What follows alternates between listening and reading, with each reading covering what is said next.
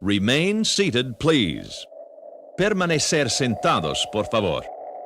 To all who come to this happy place, welcome. Our largest single-theme land expansion ever.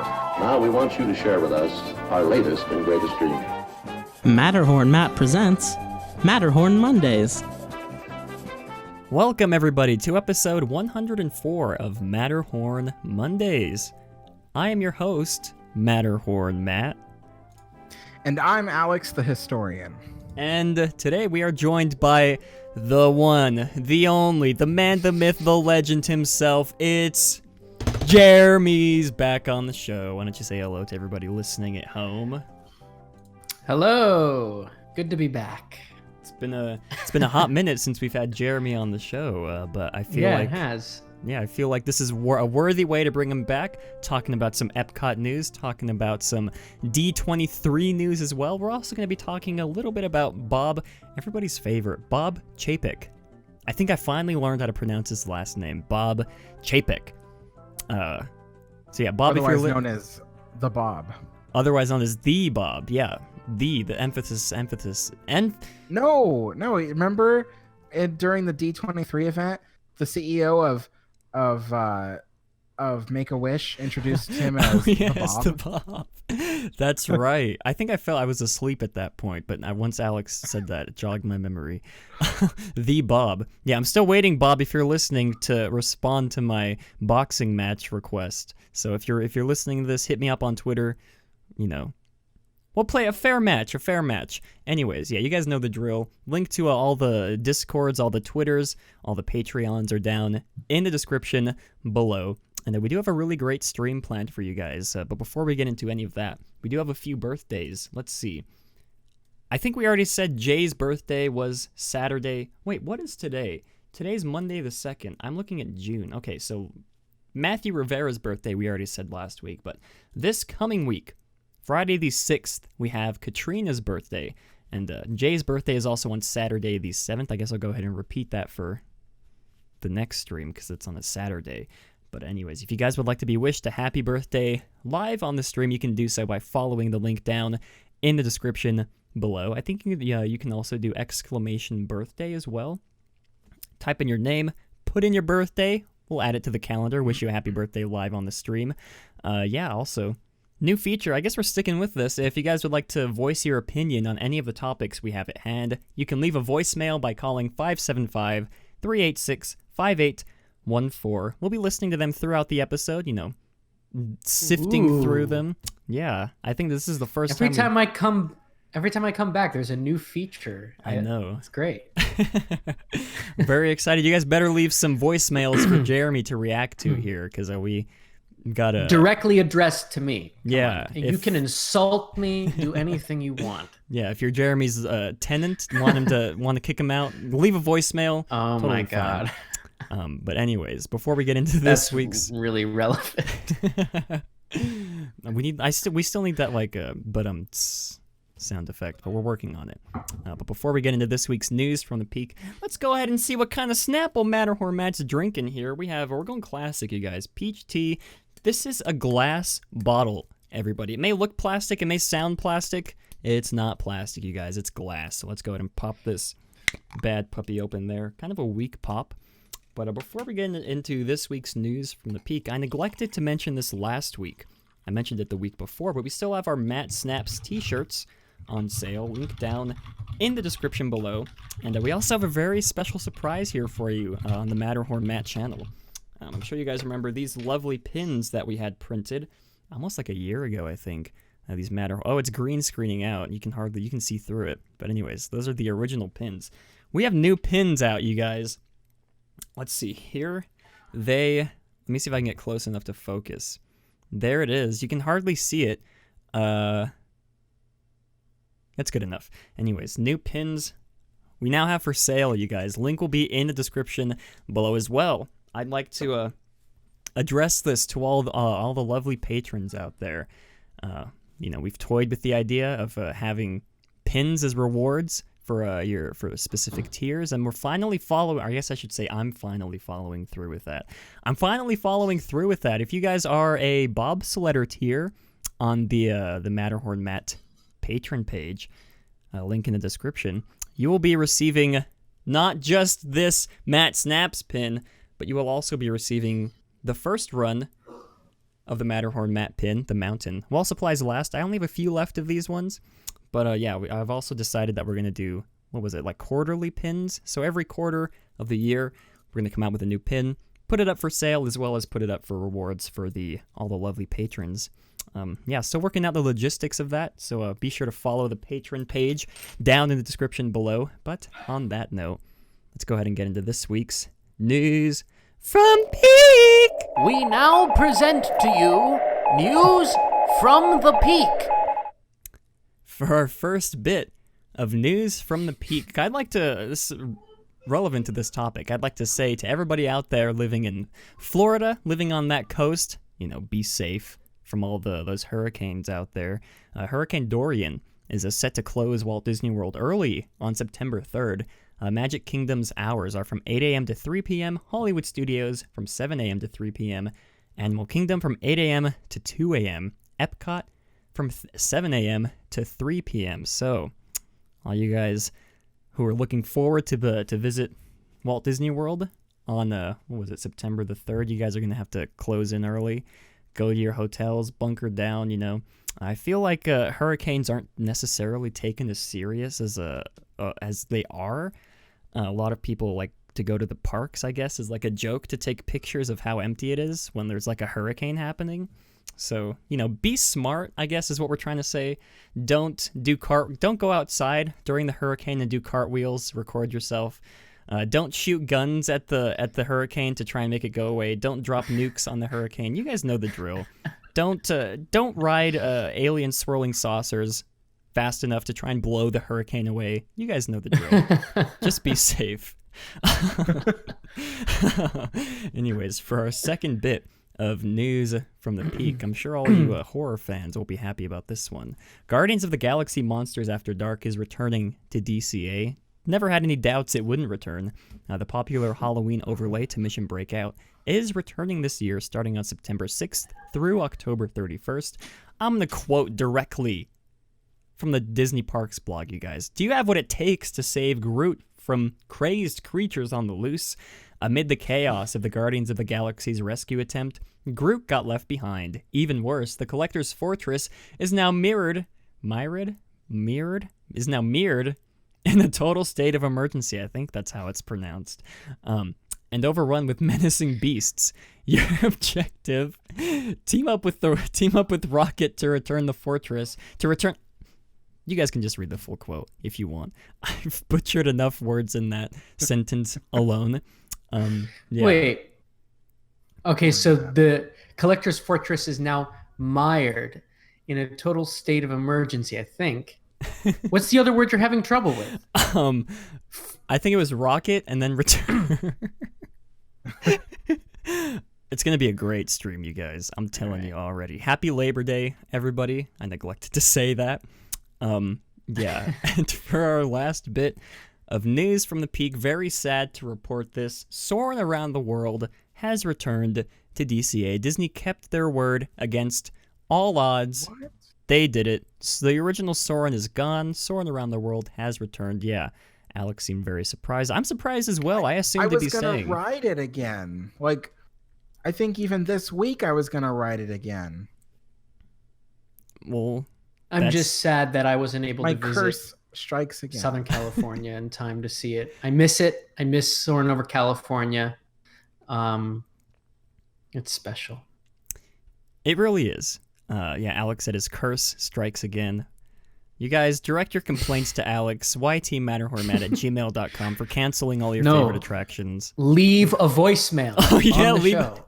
I think we already have one, actually, and I saw Jeremy's name in the transcript. So we'll see what comes of that. But leave your guys' thoughts about Soarin' Around the World coming back in the comments down below. While we're at it, let's go ahead and listen to this voicemail. There's no name attached to this, but I do see Jeremy's name in the transcript a few times. So My let's shoulders are Okay. Let's go ahead and give this a listen here. Hey, you just said to call out Jeremy in any way, shape, or form, so I'm gonna go out on a limb and say, yo, Jeremy, you look like the guy from Iron Giant. Exclamation dab in the chat. Wait a minute. Wait so a minute. like the kid, or is that supposed? Or like I think he means the older guy. The guy. Yes. Oh, okay, that's a compliment. That guy's awesome. What's the name of that guy? Iron Giant. It's been years. I remember seeing it in theaters, and I loved that movie. I love that movie to this day. I haven't seen it in a while. His name is but Dean. I know. Dean? Here, let's bring up a picture here and bring up a visual. Yeah, let's compare these two. Let's see. Dean McCoppin is his name. Huh. Let's see. Open image in new. Open link in new tab. Okay. Anyways, you guys can see, 100%. That looks exactly like Jeremy. I'm not gonna lie. That's a compliment. Thank you. He's pretty cool.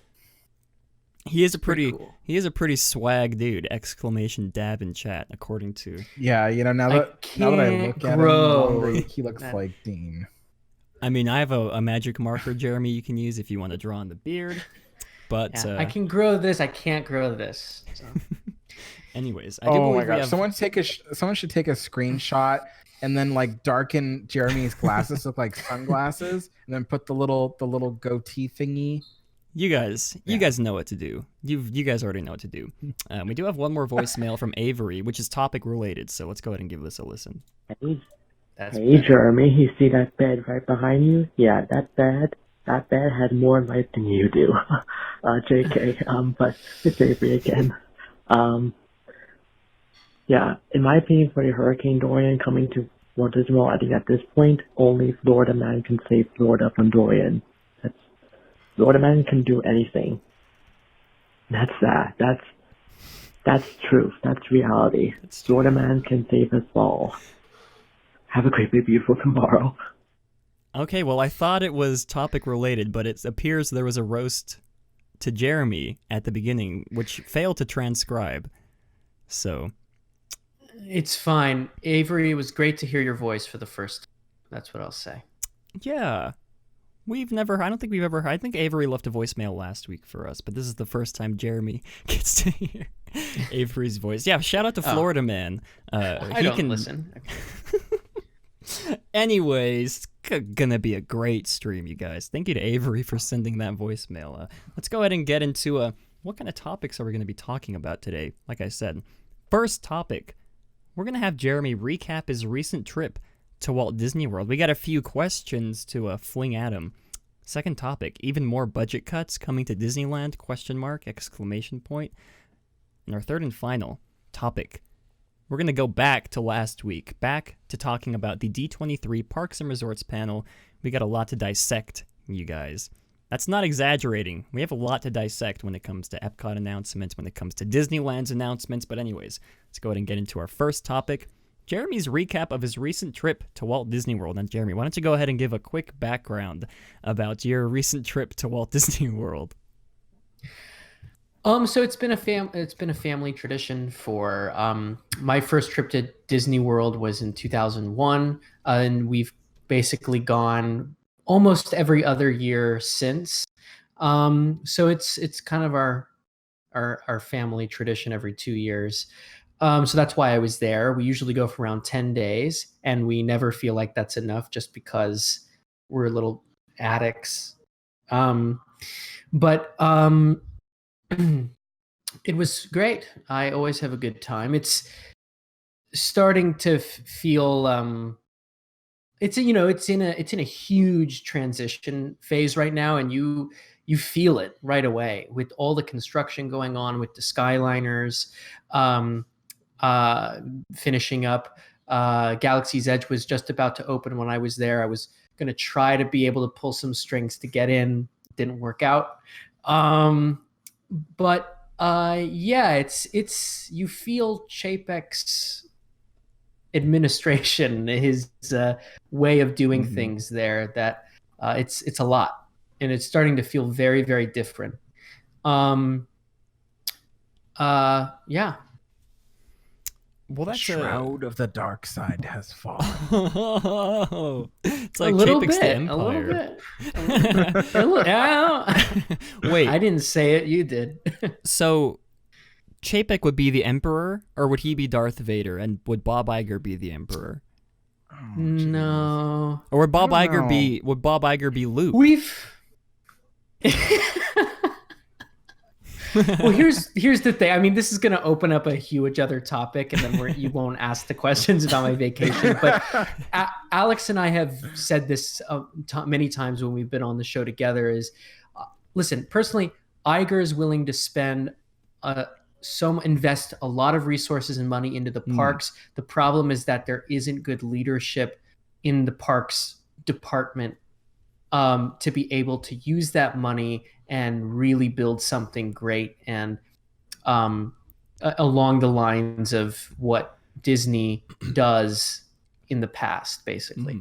So it's not that Galaxy's Edge is bad. It has nothing to do with that. It just has to do with well, we'll get into this stuff later. Yeah. That's a little preview. Paul Pressler is Palpatine. Chapek is Snoke. Or T-Well also says that he'd be the guy choked in the New Hope. So whichever you guys prefer. But yeah, we do have a few questions that we'd like to shoot at Jeremy. But I'd like to preface this by saying I've only been to Disney World twice. I think I went once in 2007 and again in 2016. So I don't necessarily know the overall feel, the vibe of Walt Disney World as much as someone like Jeremy would, since he's been, more than 2 times. So yeah, I don't know where that was going, but I just felt like it would be necessary to preface this. Matt just likes to insert his own life into everyone's conversation. It's true, I do. But anyways, let's go ahead and get into some questions that we have. I'll ask first, then Alex will go, and we'll sort of rotate back and forth. For my first question, for $200. For $200. I'd like to get Jeremy's thoughts. I already asked that. His thoughts on his recent Walt Disney World trip. But I guess I'll open with a banger. Something that you liked when you went to Walt Disney World, but you expected to not like when you were, maybe planning on going, or when you saw the announcement of something that was opened, or something that you liked but didn't expect to like before you went. See, I wish I had been able to experience Galaxy's Edge so I could use that as an example, but that wasn't the case. I'm trying to think of things that were really new. I guess the look of the Skyliners is completely new, but I don't know how I feel about that. So I can't use that as something I didn't expect to like, but liked. I already had experienced Pandora when it was brand new, and that did surprise me. But that was from 2 years ago. What about have you been to Toy Story Land? Oh yeah, Toy Story Land. Oh yeah, that's actually I think that's what you were trying to lead me to talk about too. That did. I want everyone to take a deep breath before I talk about Toy Story Land. I don't think it's awful. I don't think it's the worst thing that's been designed. I agree with the general critique that there's no shade. I agree. I think the Slinky coaster serves exactly what it's supposed to do. It's not awful. I think it's not awful. And so that did surprise me. Do I love it? Is it my favorite thing? No, not even close. But the way it serves its function. Yeah. Do I think that making lands from single franchises is good? No. But it does work aesthetically into what the park is being transformed into. It's not bad. That's what I'll say. It's not bad. Okay. Is it the best? No. I feel like I've said in the past that we need to have an entire topic dedicated to talking about Hollywood Studios. We'll get to that, you guys. Maybe next week once we talk about Galaxy's Edge opening then. That'll be interesting because I have a lot to say about Hollywood Studios. But Alex, did you guys hear that? What was that? I don't know what that Star Tours sound. I think I think it was something from the stream, but I can't remember what the noise represents. Anyways. Time's up. No, I don't know. Sorry, guys. It means I got the $200. I got it right. Anyways, Alex, what is your first question for Jeremy? My first question, Mr. Jeremus, would be, let's see. Did you take any of the shuttle buses around the resort? If so, how do you feel about the experience traveling in a bus as opposed to monorail? I despise the shuttle buses. Thank you for asking this. This was actually been an issue the past couple. This has been an issue the past couple times I've been at Disney World. Is that the frequency of buses arriving at resorts is awful. We actually on our last day we were trying to go to Magic Kingdom and fit in stuff that we didn't get to, stuff we wanted to do again. We waited an hour for the Magic Kingdom bus, had to tell multiple bus drivers, could you please tell dispatch that we need a Magic Kingdom bus to come to this hotel. And it was bad. And I think it's really bad. And we didn't get to do Thunder Mountain, which I was a little upset about, but it's okay. I'm over it. It's okay. Oh my goodness. Yeah, it's really, really bad. And I live in New York, and I'm used to bad mass public transportation. And waiting for an hour for a bus when you're on vacation, I don't care if they started the down season on August 16th for whatever stupid marketing research told them that was a wise idea. Most of the people that were still there were still on their summer vacations. I think that was really dumb to start We literally went to Magic Kingdom one day and all of a sudden there were Halloween decorations. It was crazy. Way too early to start that. And I don't know if that resulted in not a lot of buses being out by the end of the trip, but that's been an issue for a while now. Now, I think more to Alex's point, Walt Disney World was supposed to be a showcase for good quality mass public transportation. So I find it ironic that they use buses to begin with. The Skyliner is a bit of an improvement to that, but it's not an innovative form of transportation. I know they're trying to sell it like it is, but it's not. Will it be fun? Will I enjoy going on it since I never got to experience the Skyway? Yes. Is it some wow, cities should adopt the Skyliner system? No. So yeah. Thank you for asking. That was meaningful and thoughtful, just as you wanted. Well, I ask because last time I was at the resort was in 2006, and I had to take buses everywhere I went, and it made me so mad because they were so unreliable. They didn't. They arrived far and few between.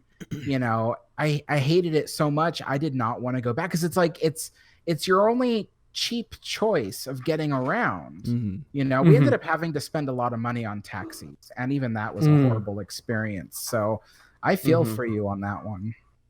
Yeah, well, we always stay in the Epcot resort area because we go to Epcot mostly because we eat dinner there all the time because there's so many food options, and it's just a beautiful resort area with the boardwalk and the yacht and beach club.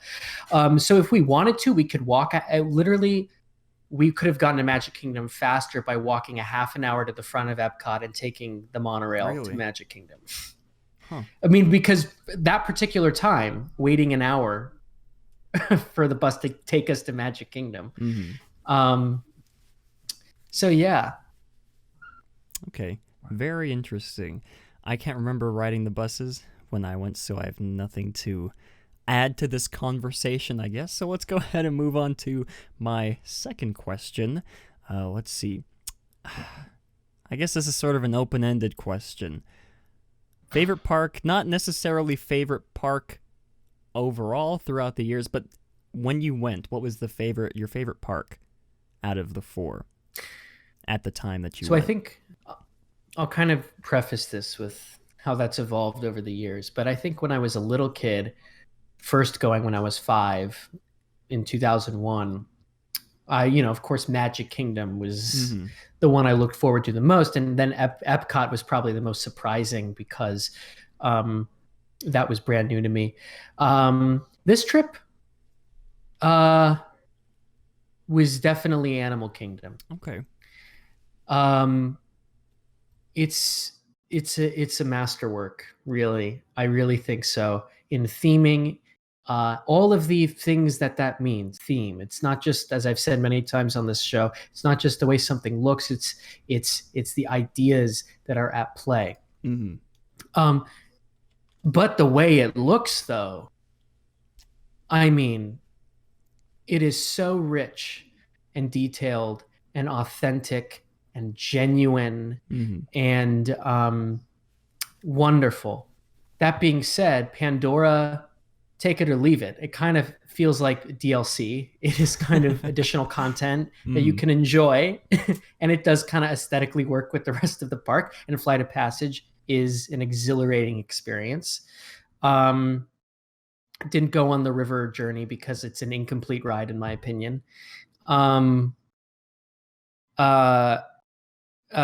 it's astounding. It really is. It's exactly where theme parks were headed.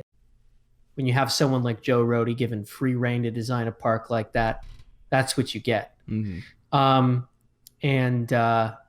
I love it.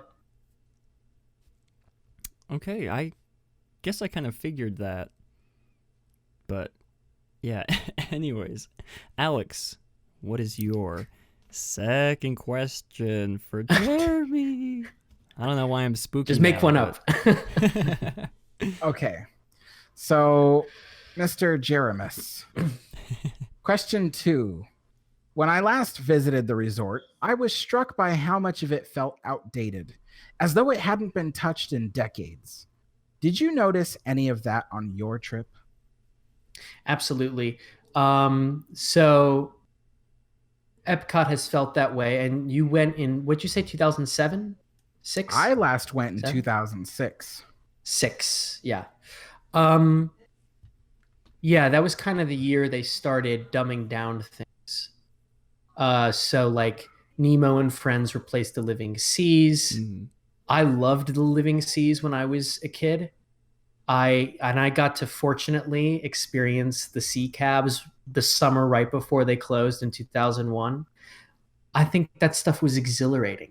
I don't think they understand how, Disney's wed Imagineers and second generation Imagineers understood this, but kids, they love stuff, creative stuff attached to the real world. Walking around Animal Kingdom, I see that all the time, how kids are like, oh my God, it's insane how engaged they are with the real world. But it's not the real world. It's a poem. But yeah, well, the monorail, so Disneyland got the Mark 7 monorail like in 2006, 2007. Ever since then, I've kind of been looking at my watch. Okay, when is Disney World getting the Mark 8? And it has been over a decade, and I do not know why. That monorail, first of all, it's great. It's still a great mode of transportation, but it's like, what is going on? Why isn't there a new fleet? That's felt outdated for a while. Epcot has felt outdated in a while because it's been neglected completely. Now it's not going to be. We're gonna get on. Maybe that's a segue. I don't know what you have planned next to talk about, but well, that and also the buses and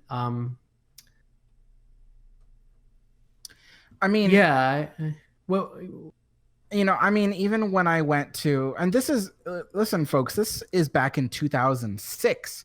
I noticed things look like they haven't been touched sometimes since the 70s. Sometimes the paint schemes dated back to the 80s and things like that. And I've checked in once in a while online to see like what these buildings and things look like since then. And a lot of it is still the same. And it's scary. And I wanted to know, from Jeremy, who just came back from it, is it still like that in areas? Because Disneyland isn't really, there's like one place in Disneyland that feels like they haven't repainted it since the 70s. But other than that, it's like that's it. Everything is new here. So No, yeah, I don't know if I go often enough to to pick up on those details. I know that recently, as in like 3-4 years, they redid the paint scheme on Carousel of Progress, which was a huge improvement. Yeah. I love the Carousel of Progress.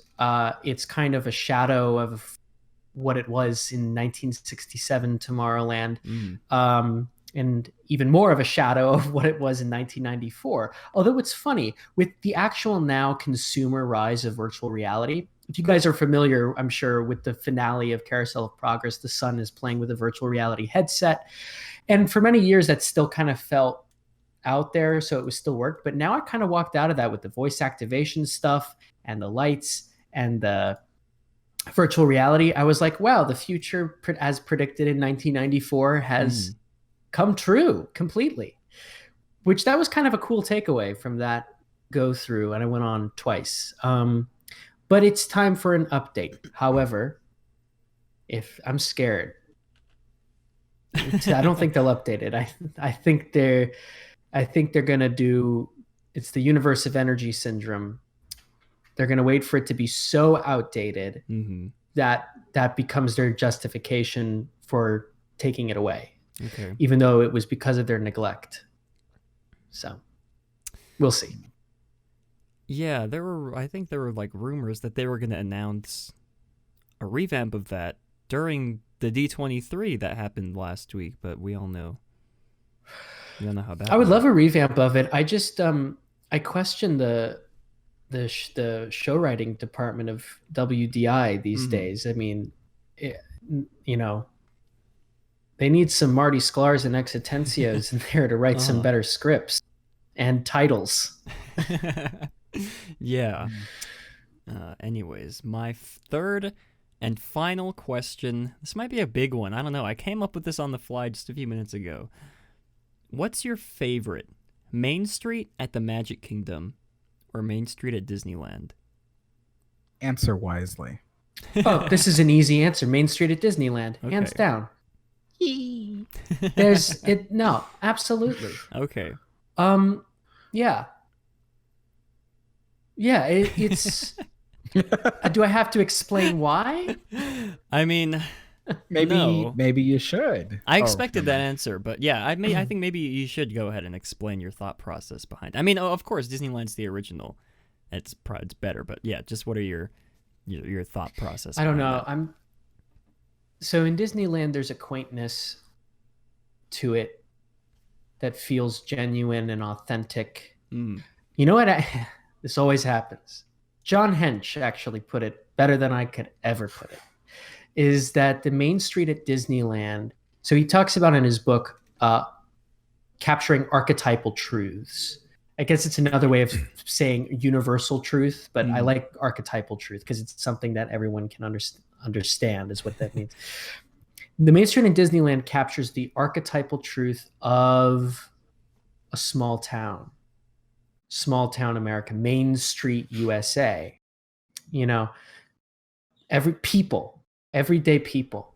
It speaks to everybody. The one in Disney World, I mean, to kind of use the language that Rolly Crump talks about the castle, it feels too grand to feel relatable. It's like, this must be a really rich community. You look how tall those buildings are on that Main Street. Yeah. Whereas you go down Disneyland's and even if you're a Southern California Jewish kid like me, it's like you somehow relate to this archetypal truth of Main Street America. And it's very powerful and it becomes a personal experience right away. Okay. Wonderful explanation. Well said. Yeah. Thank you, Mr. Jeremy. And Alex, for your third and final question, this is for the win. If Jeremy gets this question wrong, he loses the show. $1 million. Okay. I need this money.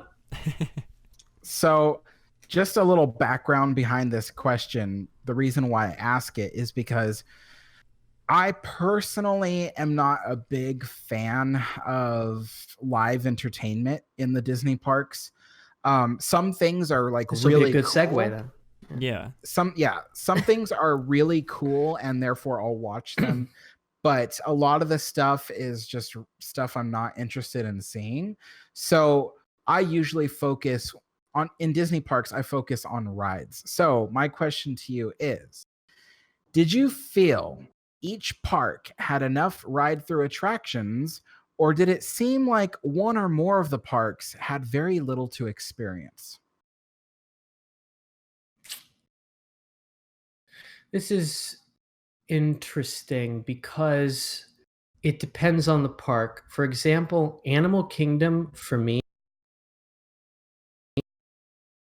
it's really about exploring that exquisite layout and being rewarded by just, oh my God, what's that animal over there? And going on those trails. So to me, that is the experience of that park. There isn't supposed to be attraction after attraction. That being said, I'm a huge fan of Expedition Everest. Even if you don't go on it, it is, if I had to make a list of the best, I'll say landmarks instead of weenies, in case people in the chat don't know what a weenie is, and then I'm just saying weenie, and I already am. It's one of the best landmarks ever in a Disney park. It's stunning to look at, even if you don't do roller coasters. So I didn't even get to the dinosaur ride in Animal Kingdom because it's such a huge park and there's so much to do and explore. Epcot right now is lacking in the attraction department, and I think that is a place that is about experiences, if not attractions. So, I mean, not necessarily right. So, like, you know, Impressions de France is one of my favorite things at Epcot, and that's a film, and it's wonderful. I love it. But right now, it is lacking with, and it's amazing actually. With the closure of Universe of Energy, which that was heartbreaking, I now understand why that photo of Horizon's demolition gets passed around to make people feel sad. Seeing the Universe of Energy structure just like caved in on itself was very sad. But even with one attraction on that side of Future World closed down, it's astonishing how much that affects the crowd flow of the rest of the parks. The lines in Epcot were up the wazoo because one attraction, one 45-minute attraction was closed, and they say, oh, people only go on that to cool down. Whatever, it's Florida. People go, I want air conditioning. I'll go on that strange building over there, and maybe they have a great time and are inspired. But anyway, it's amazing how one closed attraction can affect the flow of the rest of the park. So yeah, Epcot was kind of, even with one attraction down, you know, oh wow, how that changes your day and what you do and stuff like that. I don't know if that answered your question. Well, what about Magic Kingdom Park? Did you feel that there was enough to do, or did you feel like there wasn't enough to do? Well, there was enough to do because we didn't get to everything. That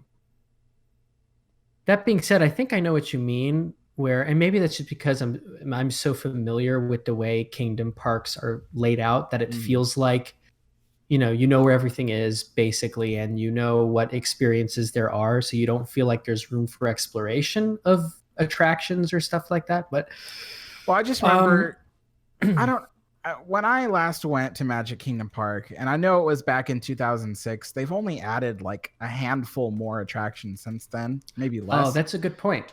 But back then, I think we finished the whole park in 6 hours. Like, there was no reason to stay late. I think the only reason why we stayed late was for the fireworks, but it was like we were done, and we had seen pretty much everything that was still at least open and wasn't under refurbishment. And it was the middle of summer, so it was like close to nothing was under refurbishment, if I recall correctly. So it was just like, oh, you know what it was? Carousel of Progress is closed. But that was why. But isn't it amazing how attraction supposed to be a longer form attraction can affect the flow and the rest of your day. Because what I was just about to say is we actually spend the first half of our day in Tomorrowland when we're in Florida, because we do Carousel of Progress first, because I have to. It's the best. And we do Carousel of Progress, we do the People Mover, we do Space Mountain, and already that adds up. Right away. And then it's time for lunch, and then we do Haunted Mansion and Pirates of the Caribbean, and we try to get things done over there. But I think I do. It does feel like there isn't a lot to do after that. Yeah, I feel like it's very interesting. This could bring up like a whole other discussion as well. The way the Magic Kingdom is laid out in the context of there being 3 other parks to try to have to put attractions inside to try and fill those parks with attractions as well. So it's really interesting if you throw that context into the discussion. But anyways, if you guys have any further questions you would like to ask Mr. Jeremy over here about his trip to the Disney of Worlds, you can do so in the chat, or you can do so in the comments down below. And I think on that or note, via voicemail. Or you can leave a voicemail, if you want to yell at him for not liking Animal Kingdom, or he said he liked Animal Kingdom, but you guys know what I mean. I said I loved Animal. It was my favorite this time. What are you doing? Oh, he hated Animal Kingdom. You could hear it in his voice. Joe Rohde is in the chat. I hear him dialing the number right now. Anyways. That would be a dream come true. Oh gosh. Anyways, perfect segue from Alex's question into our second topic of the day. I'm sure you guys know Bob Chapek's regime, or I guess reign of terror, as some people might call it, continues at the Disneyland Resort, and we're here to get you up to speed on what has happened this past week. I'm sure as you're all well aware, live performances in Disneyland Park have been slowly going away these past couple of years. Just I feel like maybe 20 episodes ago or so, we were detailing the end of the firemen, I think, that do the show on Main Street, something related to that. Just recently, the big news, Bob cut the Pixaramic Orchestra that played at Pixar Pier, as well as the Laughingstock Co. act at the Golden Horseshoe. Now, you guys may or may not care about the Pixaramic Orchestra that plays in Pixar Pier, because, I'm sure half the people didn't know that was like a bandstand, but everybody goes to the Golden Horseshoe. Everybody's seen those shows that happen at the Golden Horseshoe, and to have one of these shows, just taken away from you, we're going to get into that discussion. So let's go ahead and start with Mr. Alex. What are your thoughts on even more of these live performances getting cut from Disneyland?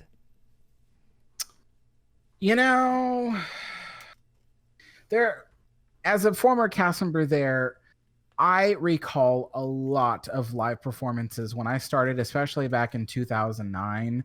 You couldn't swing a dead cat around Disneyland without hitting some kind of live entertainment in the park. And okay. It's like... That was an interesting way to put that. You never heard that before? No. Well, not in the context of this, at least. Oh, okay. Well, anyway. So, I'm just picturing a live, a cat hitting some poor cast member. All right. The idea is you swing a dead cat, people usually want to avoid it. But if you say you can't swing a dead cat, I got it. I got it. Okay. So we're good. Goodness. Okay. So there was a lot of live performances in Disneyland back then, and a lot of them were amazing. I just finished saying a few moments ago, I don't really like live performances, but there were certain things at Disneyland, Farley the Fiddler, there was Billy Hill and the Hillbillies, most recently that was cut, there was the one, the Golden Horseshoe, Matt, what was it just called? The Laughingstock Company? Laughingstock, which has totally changed the way it used to be, by the way. That's a whole thing in itself that we can get into in a moment. Oh, yeah. I will, yeah. And thanks, Jeremy. And we.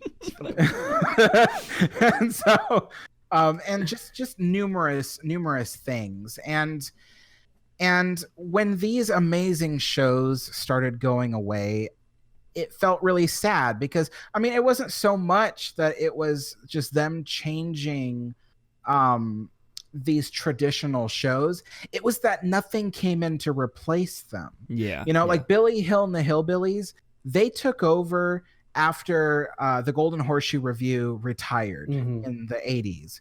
And Billy Hill and the Hillbillies, they came in and they became the new act. And in between that was Laughingstock Company, which had some really great, jokes at the time. And it was just, when I started in 2009, the park was, when it came to live entertainment, was just beautiful.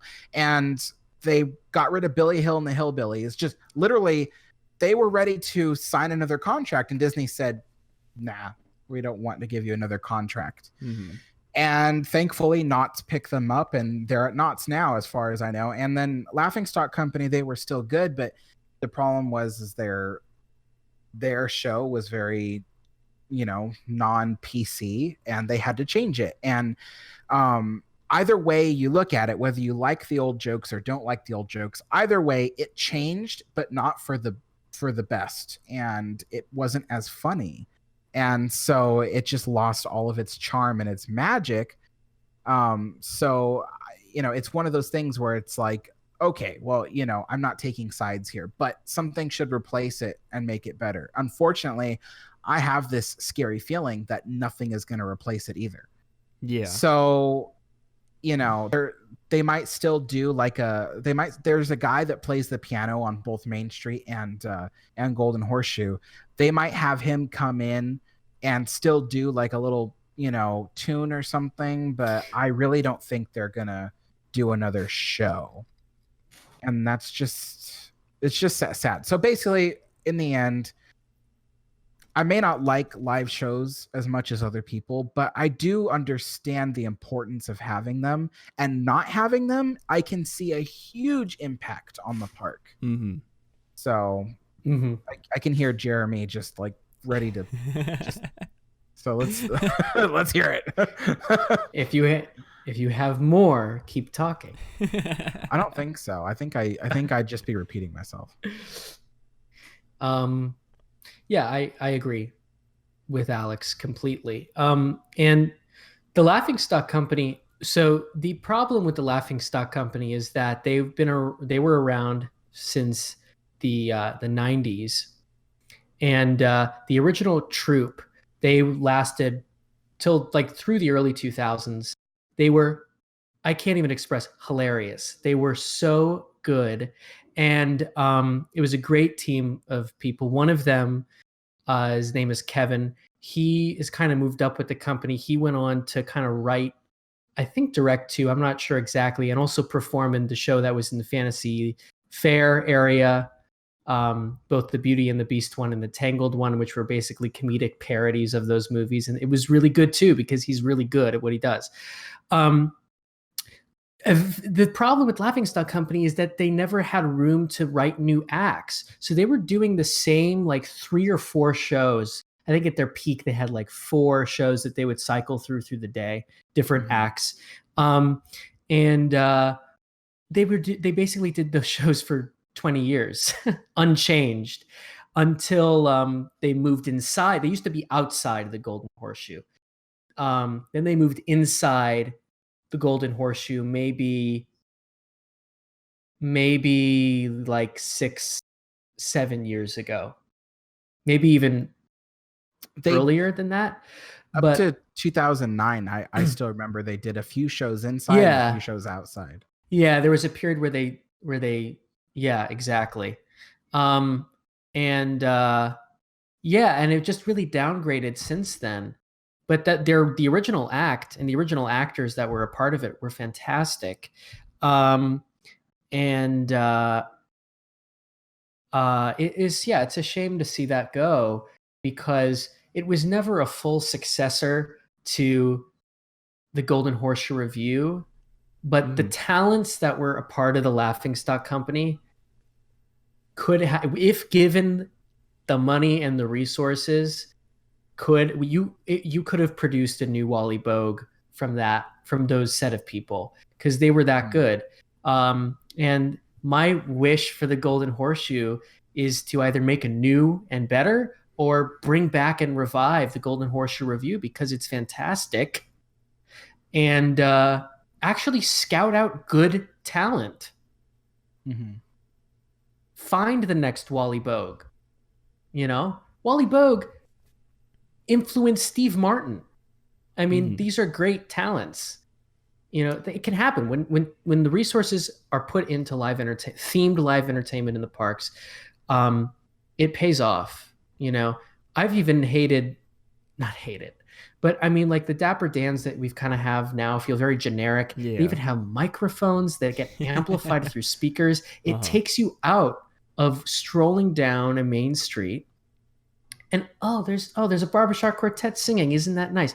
Things that enhance the theme. Yeah. Look, there's a Firehouse band over there, and a Dixieland band in New Orleans Square, or there was even a bass player who would just be, or a guitarist who'd be sitting on like a stool in New Orleans just playing, and you either catch it or you don't. That's the kind of live entertainment that is going to be missed. But I think in the executive's brain, if it's not a full budget spectacle show like Mickey and the Magical Map, then it's not worth putting the money and resources into. And that's the problem. We get more campy, cheap shows that people lip sync, and it's pre-recorded music, and there's just pop beats and horrible choreography. Yeah. And nothing authentic. Yeah, I think part of one of the things that makes me feel so sad about this is that I spent 3 years working as a busboy in the riverfront area of Frontierland. So I spent every day amongst these people, amongst Billy Hill and the Hillbillies and Laughingstock Company and Farley the Fiddler, and even some of the people that performed. There used to be people that performed at Rancho del Zocalo. They had that's right, musicians. Yeah, so I used to spend a lot of time with these people. They would take their breaks out back, and I'd be out there too, and we just have conversations. I got to know, Kirk and Dennis and everybody from Billy Hill and the Hillbillies, and then even some of the actors from Laughingstock Company, the original guys. I got to know them. And I even remembered when they were saying goodbye to everybody because they were moving on to bigger and greater things. And so it's just like, but yeah, it's really sad to think like all these people are gone. And just a couple months ago, Farley the Fiddler, he retired, but I spoke to him and I don't think he remembered me, even though I spent like every day talking to him. But yeah, he, that's, he probably has met so many people, but he's this great guy. And just the stories of these people, by the way, like Billy Hill and the Hillbillies, Farley the Fiddler, like they were discovered by accident. Like they didn't just hire in for like the specific job that they did. Like Farley the Fiddler, he didn't hire in to become Farley the Fiddler. He was already Farley the Fiddler. And then, when he was working at Disney doing something else, they were like, hey, what if you did a few performances out amongst the guests? And he started doing that and he became a hit, and he's been there, doing that for like 20 years, and even longer considering his outside work. But and I had a talk with him on his last day, and I was just like, so what's going on? And he has too much class to say anything bad about the company. But I got the feeling that the company didn't want him to stay. They wanted to get rid of him, like to get rid of all the old stuff. And there was no talk about replacing him. And he just kind of, brushed it off as, oh, well, I want to retire before Galaxy's Edge opens and all that chaos is everywhere. And I was just kind of like, okay, that's not in, as far as I know of him, it wasn't in his character to just like, avoid crowds. He loved crowds. He played to the crowds. So it made me sad because it was just like, here's all these great people that brought us some great, genuine performances from the bottom of their heart. And Disney is just kind of like, yeah, we're not renewing your contract. We're not renewing your contract. We want to get rid of all the old dusty stuff, but we're not going to replace it with anything. So sad. Yeah. And even think about, I mean, so like Wally Bogue, of course, was a comedian before Walt brought him in to, work at Disneyland. But, his influence in Disneyland made him catch Walt's eye even more, because he helped write the script with Marty Sklar for the Tiki Room and voice one of the birds, as so it's the good live entertainment affects the creation of the rest of the things in the park. And just when you re-mentioned Billy Hill and Hillbillies, I mean, I can't express enough, when they were playing the park, they would form lines curving around the Golden Horseshoe. They were that big. They even made an album. I mean, they were a sensation for local people in Southern California. That's the kind of entertainment that can come from the parks, not just cruise line cheap stuff. Yeah, it's just, oh my God, you're bringing all these memories back. Like, I just remember like my opening shift at Golden Horseshoe for the morning, I'd walk out to get ready to open the front doors, because like the first thing that happened, like before we opened the front doors, was Laughingstock would do a show outside. Like they would do a shootout, like a gunfight. Yeah, I remember that one. Yeah. And so I'd have to like unlock the doors, so that way one of the actors, one of the original guys, he'd like run out there and start shooting, like, I'm gonna take over or whatever. Anyway, but then when that show was over, then we would immediately open the front doors to the guests and let them in. And there was a huge line of guests every morning to see the first act of Billy Hill and the Hillbillies. And there'd be people standing in the back of the restaurant for every act that followed, because people wanted to get their seats, see the show before all the seats were taken up. Oh God, these are such old memories. Yeah, you're bringing back memories for me too. Yeah, so you're bringing back memories for me. I'm bringing back memories for you. We're sharing memories here. We're making memories. Okay, that was humiliating. I wonder if that means we should move on. I think it's someone new subscribed to the Streams channel. That's what I think it is. I'm not 100% sure, but someone out there in the chat knows. Yeah, I think we basically said what we needed to say. If we keep going back and forth, it's just going to be like, oh, remember that one and remember that. Well, but that's I think a major point, is how personal those experiences are when you experience them. Something like a street performer, that's all a part of the Disneyland experience. Mm-hmm. I think all three of us should start our own Dapper Dans. We can be called the Barnacle Boys. We can juggle. We can sing. We can sneak in. We won't even have to get hired by Disney. We'll just do it undercover in like the restrooms or something where they won't see. And anyways, I don't know where that was going, but yeah, it's a very interesting topic, because like I said, we have detailed in the past on the show about previous live entertainment that has been cut from the parks. And I think even T-Will mentioned in the chat earlier about how these acts that get cut never ever come back. So it's most likely the last performance we're going to ever see of the Pixaramic Orchestra and the Laughingstock Co. I don't have the dates here. It's Pixarmonic. Like Philharmonic. Is it? I have it spelled Pixaramic. So it's your picture on your stream, Matt. Does it really say that? It says Pixarmonic. Anyways, guys, we got some sponsors we got to get to, so let's go ahead and do that before I embarrass myself even more.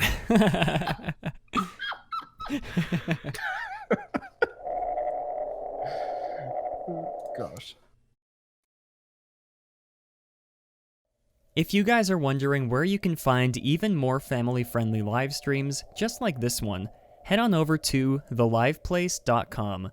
The Live Place is your headquarters for great family-friendly live streams. They cover anything from Disney to other vacation spots, various variety shows, and have some amazing streamers like Resort TV 1 and myself. Also, be sure to check out puckermint.com, where you can find amazing pins and stickers. Puckermint is based out of Albuquerque, New Mexico, just a few hours from where I live. And since I'm a big believer in supporting local artists, we decided to partner up. Be sure to use the coupon code down below when you make your next order. Again, that's puckermint.com and puckermint on Instagram. And we're back from the commercial break. Thank you to those lovely sponsors. By the way, you can still pre-order your California pin, puckermint.com. Get a free California sticker included. Use code MMDAYS for 15% off. I already said that. You already heard me say that, but I'm going to say it again just for the people who may have skipped through that sponsor message. But anyways, for our final topic. It's a big one, you guys. I say that about every topic we talk about here. Well, I guess before we get into that, we do have a few voicemails we should get to. Let's see. We do have a couple from Avery. Again, so let's go ahead and play. These ones, I'm pretty sure these ones aren't directed to Jeremy. But I guess we'll play it through and we'll find out. Hey, it's me again. Okay, when I went to Walt Disney World, I stayed at the Dolphin. Sure, it's not an official Disney resort, but we had the same benefits as staying on a Disney property. However, like the only downside I have to staying at the Dolphin was the wait for the buses. But besides that, everything else was great. We had a great view of the Tower of Terror, and we had the friendship boats to Epcot and DHS. Even though I just liked having the option of either walking or taking the boat. It was very convenient, to say the least. And I love Animal Kingdom. I agree with Germany. Oh, I accidentally cut it off. That was basically it. But we have another one from Avery, so it's just continuing on the same things. Let's go ahead and play this one from Avery again. I mean, in terms of the Marquee monorail, Bob Gurr did promise that Walt Disney World will get a new monorail. I mean, that monorail has been running in Walt Disney World since the 80s.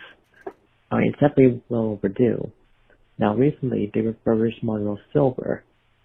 I think for the time being, Disney's well aware of how long the complete fleet of Mark 6 will be replaced. They're aware of how long it will take, so in the meantime, they're just going to fix the old monorails until they completely get rid of the Mark 6 and bring in the Mark 8. I mean, I've seen designs from the Mark 8. It gets rid of that iconic monorail feel, like the iconic monorail that Walt Disney World is known for. It gets rid of, like, the famous front of it, if you know what I'm saying. I mean, it's futuristic, but it really gets rid of that iconic feel, which I don't like. But besides that, I'm really, really hoping that Disney will announce that the next Destination D, hoping that will be the case. All right. Well, thank you for those two lovely voicemails, Avery. I guess the only downside to doing this, I've said this before, is that the audio quality is complete buns, you guys. So it sounds like someone calling into a radio station. I kind of like that. Yeah, that's kind of the vibe I was going for. I didn't really expect it to be that buns, though. But yeah, again, anyways, thank you to Avery for leaving those lovely voicemails. Yeah, I do hope, I don't know. I'm not really sure when we're going to see the new monorails. I feel like if they were going to announce them, they'd have done it already. But then again, that's what we said about New Tomorrowland and New Fantasyland at Disneyland. So who knows? Anyways, we're going to be getting into that, actually, for our next third and final topic. We're going to go back, you guys. We're going to time travel back to everybody's favorite 2 hours, the D23 Parks and Resorts panel of 2019. More specifically, we'd like to touch on everything announced for the Disneyland Resort, as well as Epcot. Now, you guys will find a common theme here. The Disneyland section is going to be short, while the Epcot section is going to be long, because spoilers, there was nothing new announced for Disneyland. At least for Disneyland Park, to my knowledge. They did release a new piece of concept art, at least, for the Mickey and Minnie's Runaway Railway. What was it, the the Toon Theater that they made that parody out of. It's the Carthay Toon Theater, the Grand Circle El Toon? Capitan. Oh, there we go. El Capitan. Thank you, Alex. That's You know, pretty I cute. feel like the whole theme behind this D23 was spoilers, no spoilers. Yeah, I agree with Alex. It's really interesting. We touched on this last episode, but we sort of rambled on, Alex and I at the very end, just sort of throwing everything that was running through our minds, because we just, recorded that segment right after Bob Chapek said his goodbyes with the Target dog on stage. So there are a lot of emotions flowing, you guys. The state of the world. Yeah, there were a lot of emotions flowing. I'm not gonna say I had a lot of Snapple in me, you guys. I was pretty riled up. I may or may not have fallen asleep during part of it. I can't remember. I blacked it all out. But anyways, yeah, nothing new announced for Disneyland, which is something very surprising that I'm sure everybody in the Disney community found surprising, because we all expected them to announce a new Tomorrowland, either that or a new Fantasyland or something for Disneyland. Granted, we did get new concept art and a name for the Avengers Campus, Marvel Land, coming to DCA. We got new concept art for the Marvel Land Avengers e-ticket. That's going to be opening for Phase 2. No ETA on that. Just a lovely piece of concept art. No ETA again. Other than that, and again, like I said, the El Capitan Theater coming to Toontown for Mickey and Minnie's Runaway Railway. Oh, and the new parade. Yeah, of course. How could I forget the new Magic Happens parade coming to Disneyland with its lovely soundtrack? Did you see that meme where someone changed the magic part of Magic Happens? Yeah. we can't say what they changed the magic to on stream. But I'm going to give you guys a hint. It's another word for duty. That's what they changed it to. And it's just perfect for the announcements that happen for Disneyland Resort. We're going to try not to be as pessimistic as we were last episode, because I'm sure that's... Oh, well, I'm going to... Well, I guess if Alex isn't, then I'm going to jump on board as well. We're all going to be very negative. Just kidding. I'm going to try and tone it back. I'll try to... I don't know. No promises, you guys. We're going to try. No promises, though. Yeah, because last week, like I said, there were a lot of juices flowing, a lot of Snapple in my bloodstream. But this week, we've had some time to reflect. We've had some time to think about what was announced, what wasn't announced. We've had some time to look at the new changes that were announced to Epcot. But yeah, like I said, nothing new announced for Disneyland, basically at all, besides that new parade. Anyways, let's go ahead and start with Mr. Jeremy. Brief thoughts on what was and was not announced for Disneyland at the D23 Parks and Resorts panel 2019. I'm going to use my classic line. I don't quite care what happens at the parks panel at D23. Mm-hmm. I've never watched a parks panel in full of D23. I despise the corporate pageantry of it. I just read the headlines. Okay, this is changing, that's closing, this is closing, this is opening, and then I know what's happening to the future of the parks. The only panels that I will go back and watch in full are if Tony Baxter is doing a historical panel, because those are amazing, amazing. If you haven't watched any of those, go through YouTube and watch them. They're great. I bet if you love Disneyland, he does. So him sharing that with the public is fantastic. And thank God people have taped that. I'll occasionally watch if they do the the voices of the Disney parks panel where they that's great, to meet the people who do the voiceover work in the parks. Yeah. Other than that, I never watched the parks panels, but things that are announced, not announced, is going to be selective for them. For example, a lot of people are saying, what about Imagination? What about Imagination? I have a hard time believing they're just going to leave the Imagination Pavilion as it is. Yeah. I think if they're planning on doing a major change to that pavilion and characters like Figment and Dreamfinder will not be returning, I don't think that's something they want to present to a live audience of thousands of people who want them to return.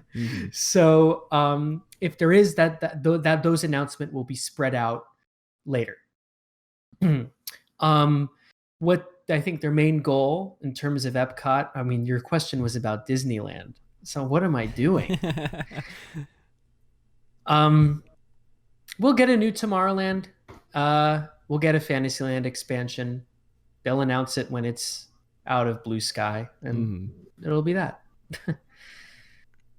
Okay, Mr. Alex, the historian. I mean, we already touched on this last week on the show, but briefly, what are your thoughts on everything new announced for Disneyland? And there was a lot, so. Briefly? Oh, that's a challenge. Let's see.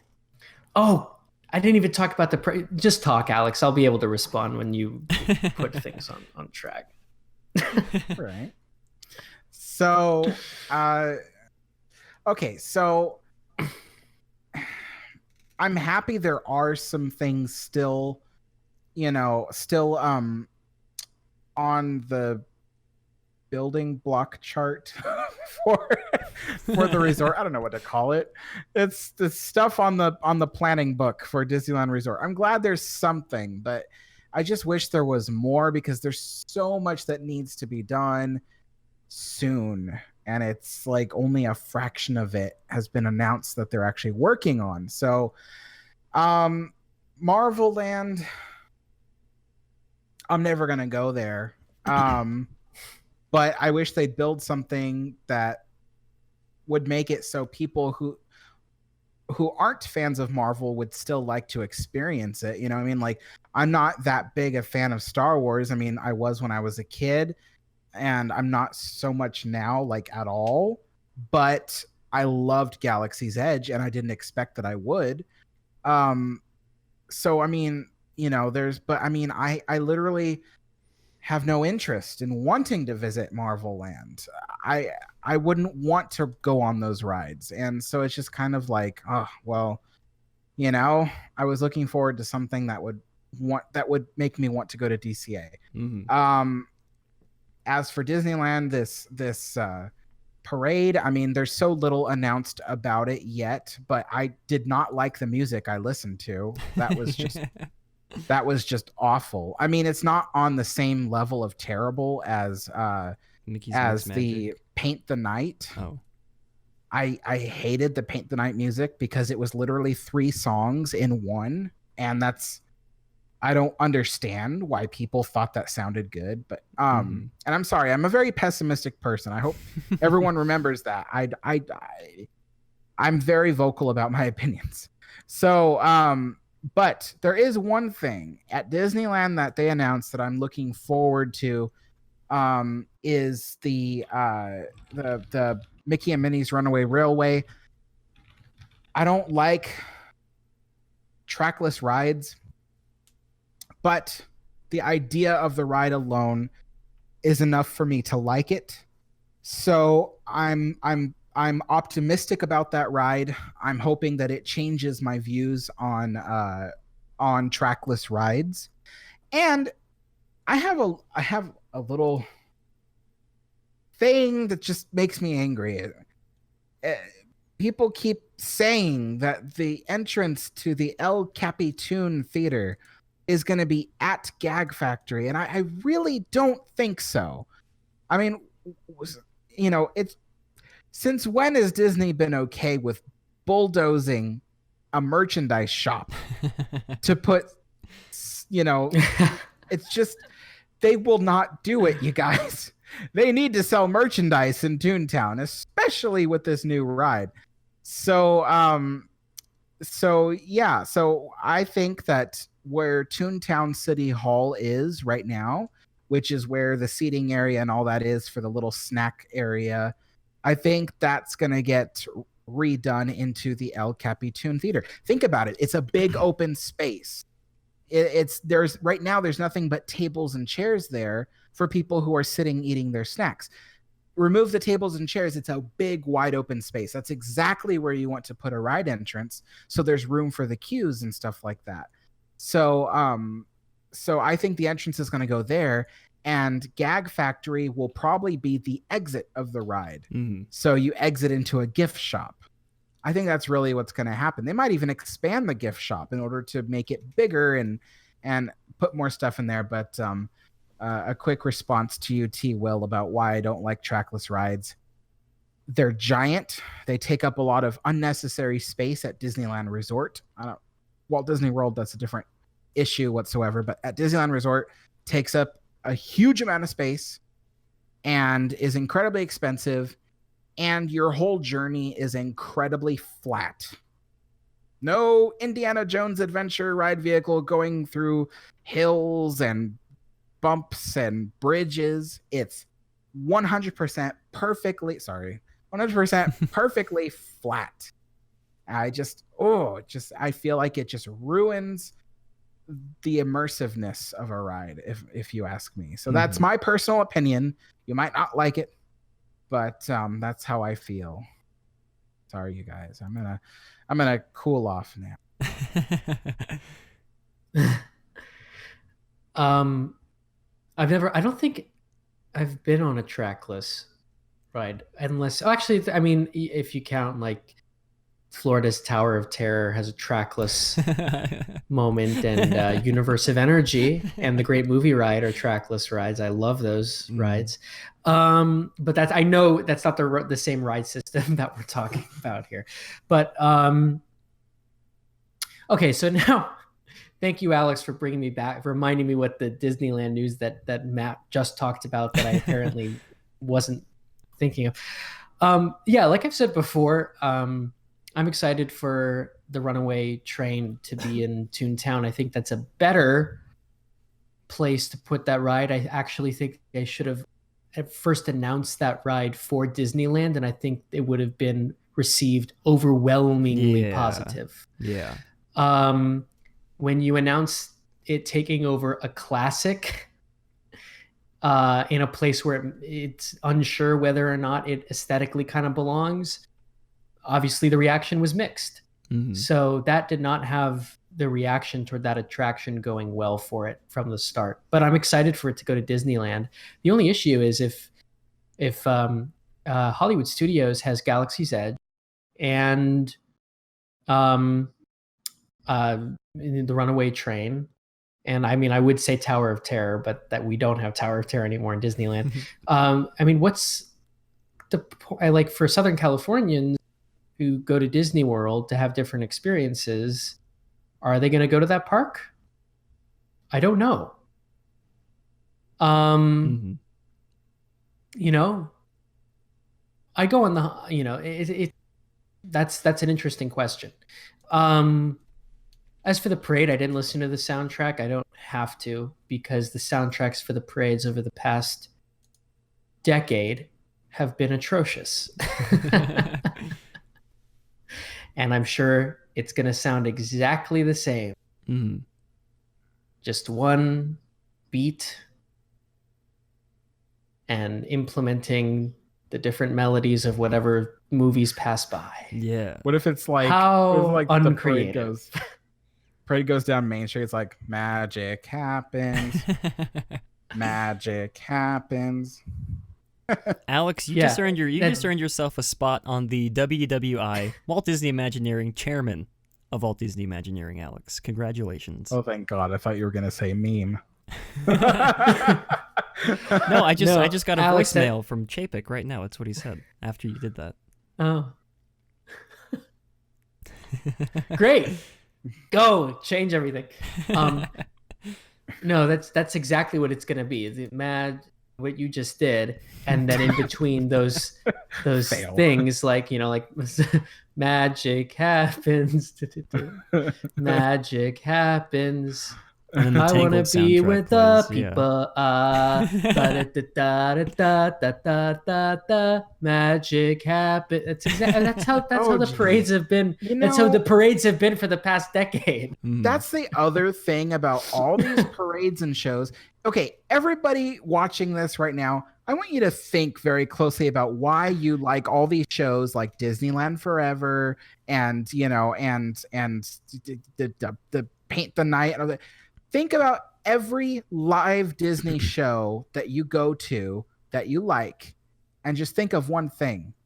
Do you like it because it's original, or do you like it because it features all the same music from all the same Disney movies that is always playing in every show? It's like, of course you love the Little Mermaids, I want to be where the people are thing, but it's great, but it's played in every single show. So, and not even played well. It's like a techno remix. I want to be with the people. I can't stand it. You know what was great about Remember Dreams Come True was it did feature favorite music from rides, but that was what made it so different. It was like it featured ride music. So it was different for its time. Now today we take it for granted because we've heard it a million times. It's been at Disneyland forever. That doesn't but I mean, in 2005, like when I first heard it in 2005, it was a whole new concept, a whole new world. Yeah, it was really astonishing when that fireworks show came out. Yeah. It was, because the music wasn't your typical, like, I want to be where the people are. It was like dun dun dun dun dun dun dun dun dun dun dun dun. It was and it brought everyone together. Everyone who was at the park for the day would convene. And of course, some people leave before, but let's assume everyone from the park from the day convenes together on Main Street, USA, or by Small World, and watches the fireworks, which is like and it goes through the experience that you all kind of collectively went through that day together. I just thought that fireworks show was next level when it came out and added even more of an emotional value to the end of your day. Now, me being 10 years old, I probably bawled my eyes out because it made me want to leave less than normal. But yeah, that was the power of that. It's like, I agree with you, Alex. As for parades, the last parade, I like the Parade of Dreams, which was for the 50th anniversary. The one before that, which I thought was really good, was for the 45th anniversary, which was the Parade of the Stars. I thought that was one of the last good afternoon parades. And as for night parades, there was a great parade promoting Mulan when that came out, and that was wonderful. They had acrobatics and music that was in theme of the movie, not just one pop beat and then kind of the songs from the movie. It was really good and a really smart way to promote films that are coming out, as opposed to figuring out how to put new things into the parks permanently, and then you're stuck with them. Frozen Ever After. What's funny is you can kind of see a correlation between Disney rides nowadays and Disney floats and parades nowadays, is they all feature very low risk content, stuff that they know people are going to love. It's like and what I mean by low risk is there's no trying anything original, because that's very risky. People might not like it. People might like it. Spectrum Magic. Yes. And sorry, I had some Snapple in my throat. The thing is like, people are gonna love the song Coco. People are gonna love the Toy Story. I don't know, music. Music. People are gonna love these classic Disney songs. So it's low risk. And the same thing with the rides. All the rides are based off of successful IPs. Why? Because it's low risk. Look, these things are great in moderation, but you should temper it with a little bit of originality, stuff that we can compare and contrast with. People really love Main Street Electrical Parade, and think about it. Its main theme song is something that is not Disney. It's the Baroque Hoedown, which wasn't, as far as I know, written by Disney. And things like that. It's just like I love IPs. Don't get me wrong. I really do. But I like the mixture, the diversity of a little bit of original and a little bit of IPs. So well, anyways. Agreed, yeah. Yeah, I can talk at length as well about, what was that one? Well, now I can't think of the name of the parade. Paint the Night. I used to love Owl City. Let me tell you guys, I used to love Owl City. And when I heard that he was doing the music for a Disney parade, you guys, it was like the best of both worlds. I used to love that parade when it first came out. And now looking back at it, you know, Owl City's just going to be Owl City. He's going to make generic music. But anyways, so that's all that was announced for Disneyland. There you go. Yeah, we'll come back with you guys in 2 years once they announce a new update to Fantasmic, and that will be the only announcement for Disneyland 2023. But then we're gonna move on to Epcot, which the picture for Epcot's been up this whole time. I guess I forgot to put up a different picture for the Disneyland stuff. But yeah, we're gonna move into Epcot. You guys, this is gonna be an interesting conversation, because I'm sure we have a lot of Epcot purists in the chat. And we even have one on stream with us now. It's Bob Chapek. Why don't you come out? No, I'm just kidding. Anyways. I don't like the title purist. That's okay. I love it. We'll I'm see. a Disneyland purist. You guys, this is going to be a great segment. Anyways, we're going to start off by sort of listing down everything new that was announced for Epcot, because there was a good amount of things that were announced for Epcot. Some things we already knew about, some things that were new to us at the time of the announcement. So we already knew about the new entrance area for the park, and the Leave a Legacy plaques have already been, I believe, fully removed at this point. So those are no more, I think. I could be wrong. Didn't people refer to those as tombstones? Yeah, the Leave a Legacy tombstones. Yeah. Which you guys are openly mocking a John Hench design. Oh, tisk. I know. That was one of the last things he did that he designed. Yeah. I don't think they're necessarily awful, but I do think it being a more open space was definitely better. That's what I'll say. Yeah. Yeah, I do agree. I feel like this new entrance area is one of the better things that was announced. Well, again, we already knew about this prior, or I guess pre-D23, so it's not necessarily news. But I feel like this flew under a lot of people's radar, I feel like. I haven't seen a lot of people talk about this. Future World is completely dead. At least the concept of Future World, I guess. The area is now broken up into 3, they like to use the word neighborhoods like they did with Pixar Pier. Yeah, like you have the Toy Story, you have the Pixar Pier, you have the Coco, whatever, Incredibles. Now, there is no more Future World.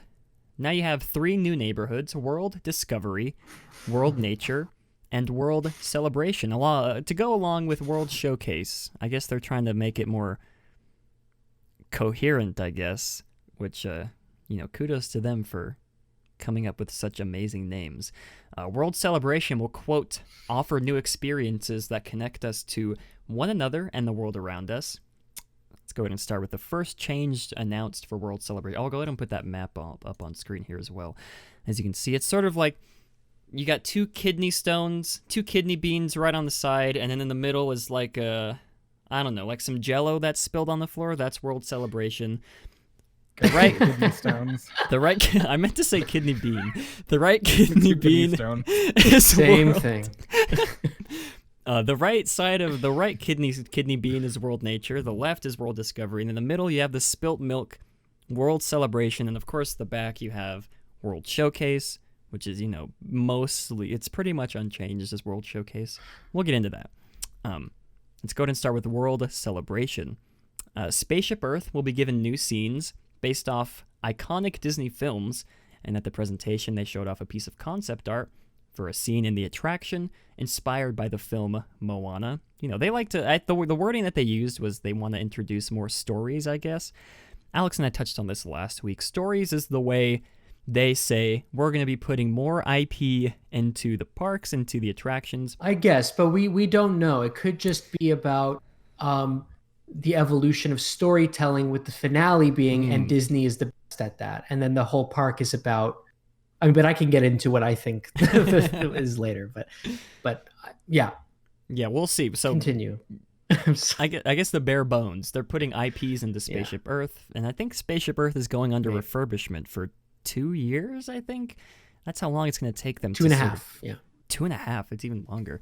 So it's going to take them that whole time to sort of revamp the attraction. I believe there's going to be a new narrator as well. I think that might have been something I heard from someone else.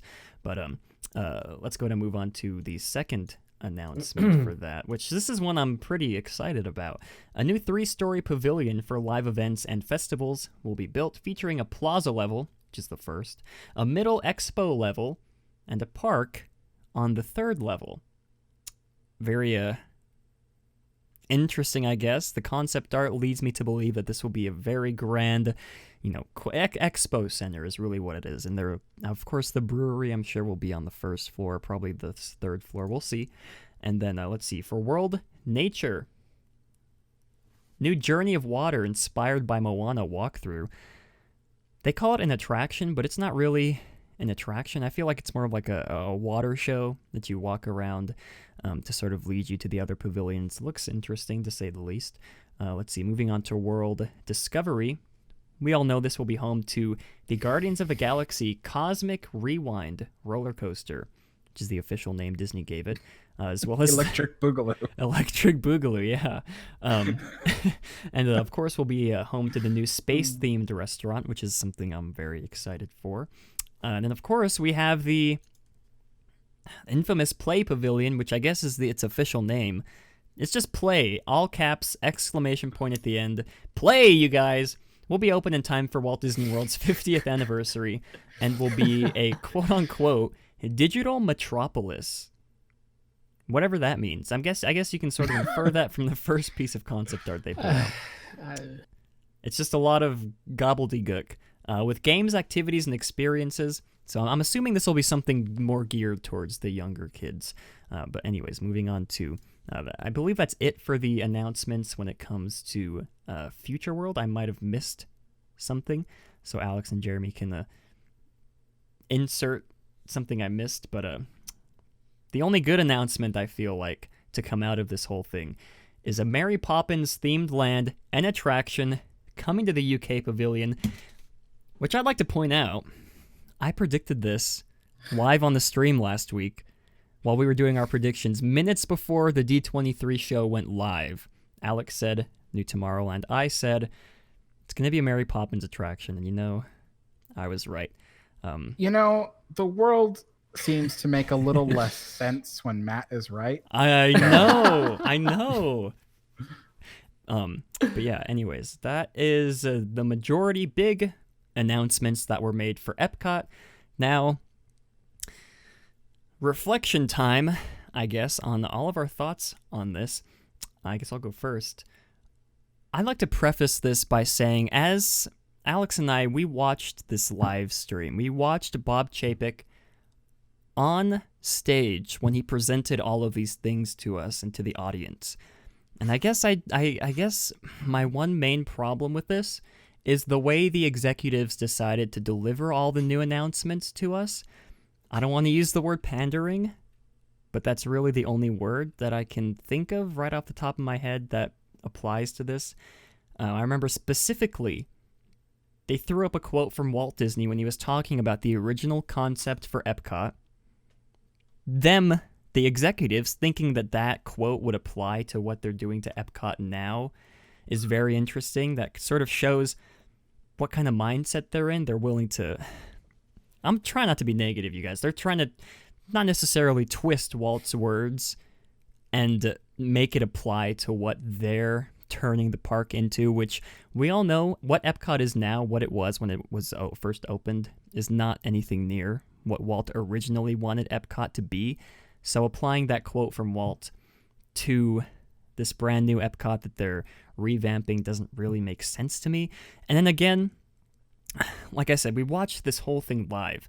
They had a surprising amount of I guess the right phrase would be like nostalgia bait. Is that like the right phrase to use? A lot of original imagery. That's a good phrase. Yeah, nostalgia bait, you guys. A lot of original imagery from the original Epcot when it opened in the 80s. You have all the new the logos for the pavilions, those iconic logos. They ended up making new logos for the brand new pavilions, the Play Pavilion, the new Expo Center, whatever, Moana attraction, all that. As well as a lot of the original, I think there was like a lot of original Epcot music that was played on stream. You guys, if you've seen it, you know what we're talking about. A lot of pandering, a lot of nostalgia bait. That's the word I'm going to throw around when talking about these new Epcot announcements. Now, I don't necessarily think that all of these announcements are bad, I guess. I mean, if they were going to fix Epcot, if they were going to try and keep it to the theme of what its original intent was in the 80s, they would have fixed it up a long time ago. And it's just past the point where if they try to update any of these attractions, if they try to revamp, Ellen's Energy Adventure, it's just not going to go over well with today's audience, I believe. And so their mindset is to, make everything more flashy, more IPs, Play Pavilion. It's going to be a digital metropolis. Wink to all the millennials out there. Anyways, yeah, I think that sort of sums up my thoughts on that. Well, my final thought is the Mary Poppins attraction. That's the one thing I'm super excited about. I love Mary Poppins. It's my favorite Disney movie. I loved Mary Poppins Returns. That movie does not get enough credit for what it was. My thoughts is it's a relaunch of the quote-unquote franchise. I said this last week. I don't like calling Mary Poppins a franchise, but I think that's what they're trying to turn it into, because we talked about the rumor of there being like a Bert origin movie that's in the works. So that's really what it is now. It's a Mary Poppins franchise, and I feel like Mary Poppins Returns was sort of like the Force Awakens of the Mary Poppins cinematic universe, which just sounds weird to say, but yeah, my final thoughts. I feel like a Mary Poppins Land coming to the UK Pavilion is the most natural fit for an IP that you can put inside a World Showcase, unlike Frozen, where it's just like shoehorned in to not the Morocco Pavilion, the Viking Pavilion? Norway, yeah. Viking. to the Norway Pavilion, and, partially is the same as Coco in the Mexico Pavilion. If they could do Coco right, I feel like a lot of people would be fine adding Coco. But I do feel personally like Mary Poppins is the best way an IP can be introduced into World Showcase. And I could be biased, just because I probably am biased, just because I love the Mary Poppins movies. But anyways, yeah, so that's my overall thoughts of this is just what I wrote down. I'm sure more are going to come to me once we start the discussion. So let's go ahead and start with Mr. Jeremy over here. What are your overall thoughts on Future World, the death of Future World, about, I guess, just everything that was announced for Epcot? Overall, I mean, I would be grasping at air trying to find the right words, but to start myself off, I'm just going to respond to what you just finished with. I actually think Coco is better integration of an IP into a pavilion than Mary Poppins is to the UK. I think because Coco is about an actual shared cultural holiday, an event that if used in the Mexican pavilion could be in the same way that the Three Caballeros is, because that's a film about culture, basically. It could be really effective in that pavilion if they do it right. I don't think Mary Poppins is necessarily, at least the people from the UK, the books are, but the films are not necessarily a great representation of British culture. I hope you're wrong about Mary Poppins, the franchise. Cinematic universe, yeah. But the only proof that I see is this concept art for the Mary Poppins area in the UK. Because if you look closely, I'd like you to point out where you see stuff from the 1964 classic. I don't see it. I only see Mary Poppins Returns. Yeah, that's another thing to point out. There is no... It's only Emily Blunt, is that her name? I think that's her name. It's her version of Mary Poppins, and you see Jack there. You don't see the other characters from the original movie. No, you do not. And that is very typical of Disney not realizing what stuff is actually the timeless stuff. And they said they wanted to make Epcot more timeless and what is actually not the timeless stuff. And I like Mary Poppins Returns too. I think it's the best in the I do consider it in the remake zone, I do in too, the remake vein, because it's made with the same principle. I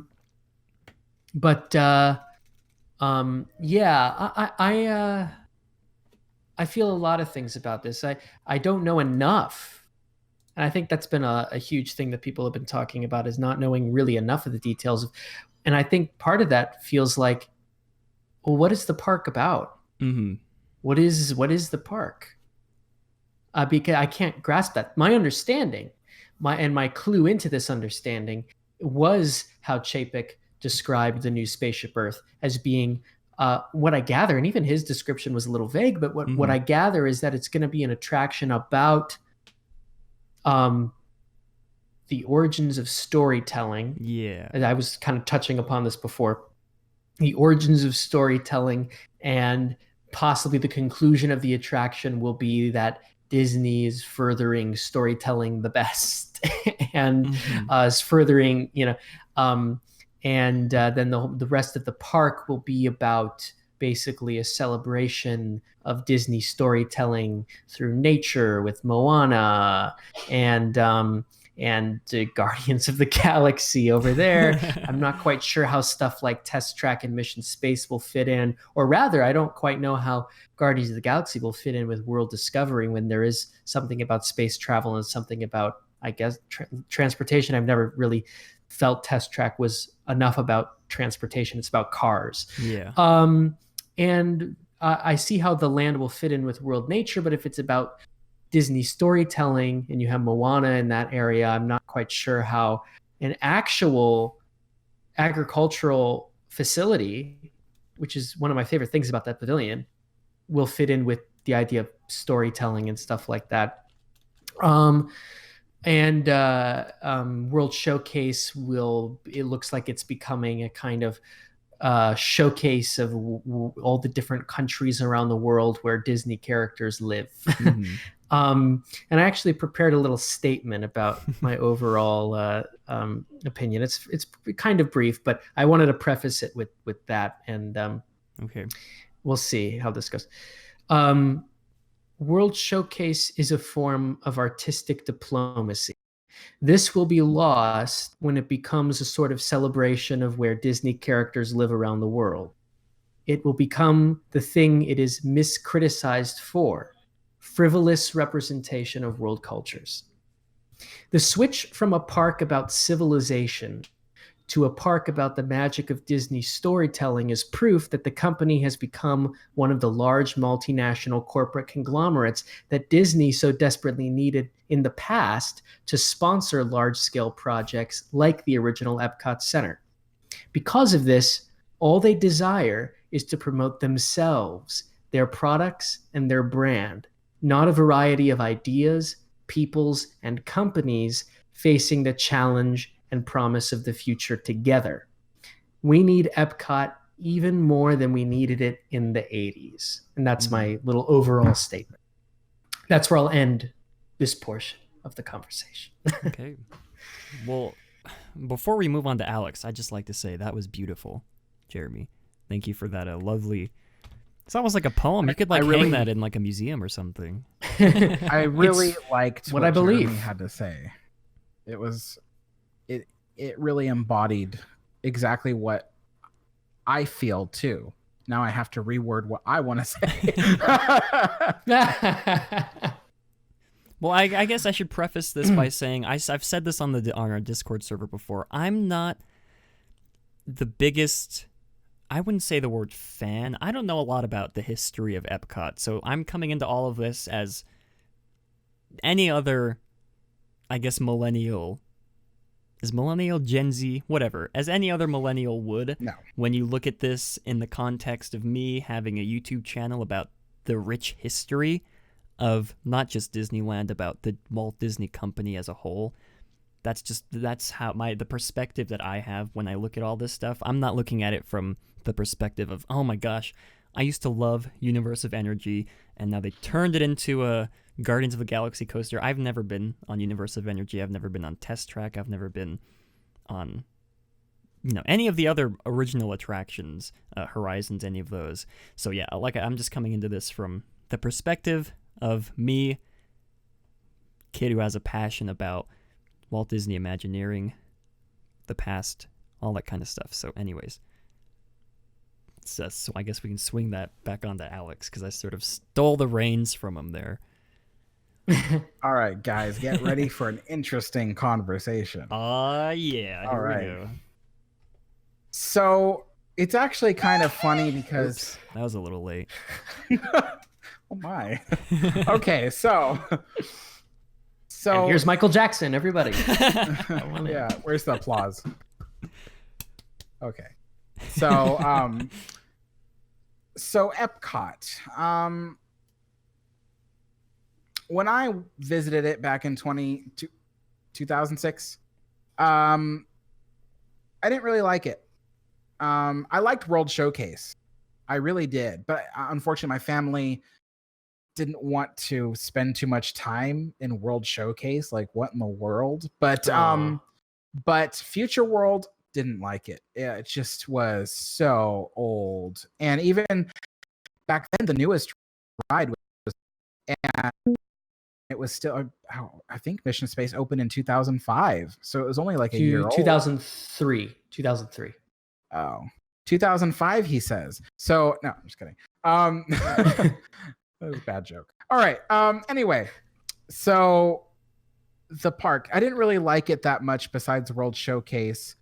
It just felt really old and outdated, not necessarily dilapidated, just old. Just like they've never touched up the color schemes. They never brought in a new designer to come in and redesign the interiors. It's just never been touched. Mm-hmm. That's what it felt like. And so I didn't like it, but I saw it had potential. And so the reason why I say this is because when it comes to these changes happening to Epcot, I don't think that as a whole it's necessarily worse than what I experienced.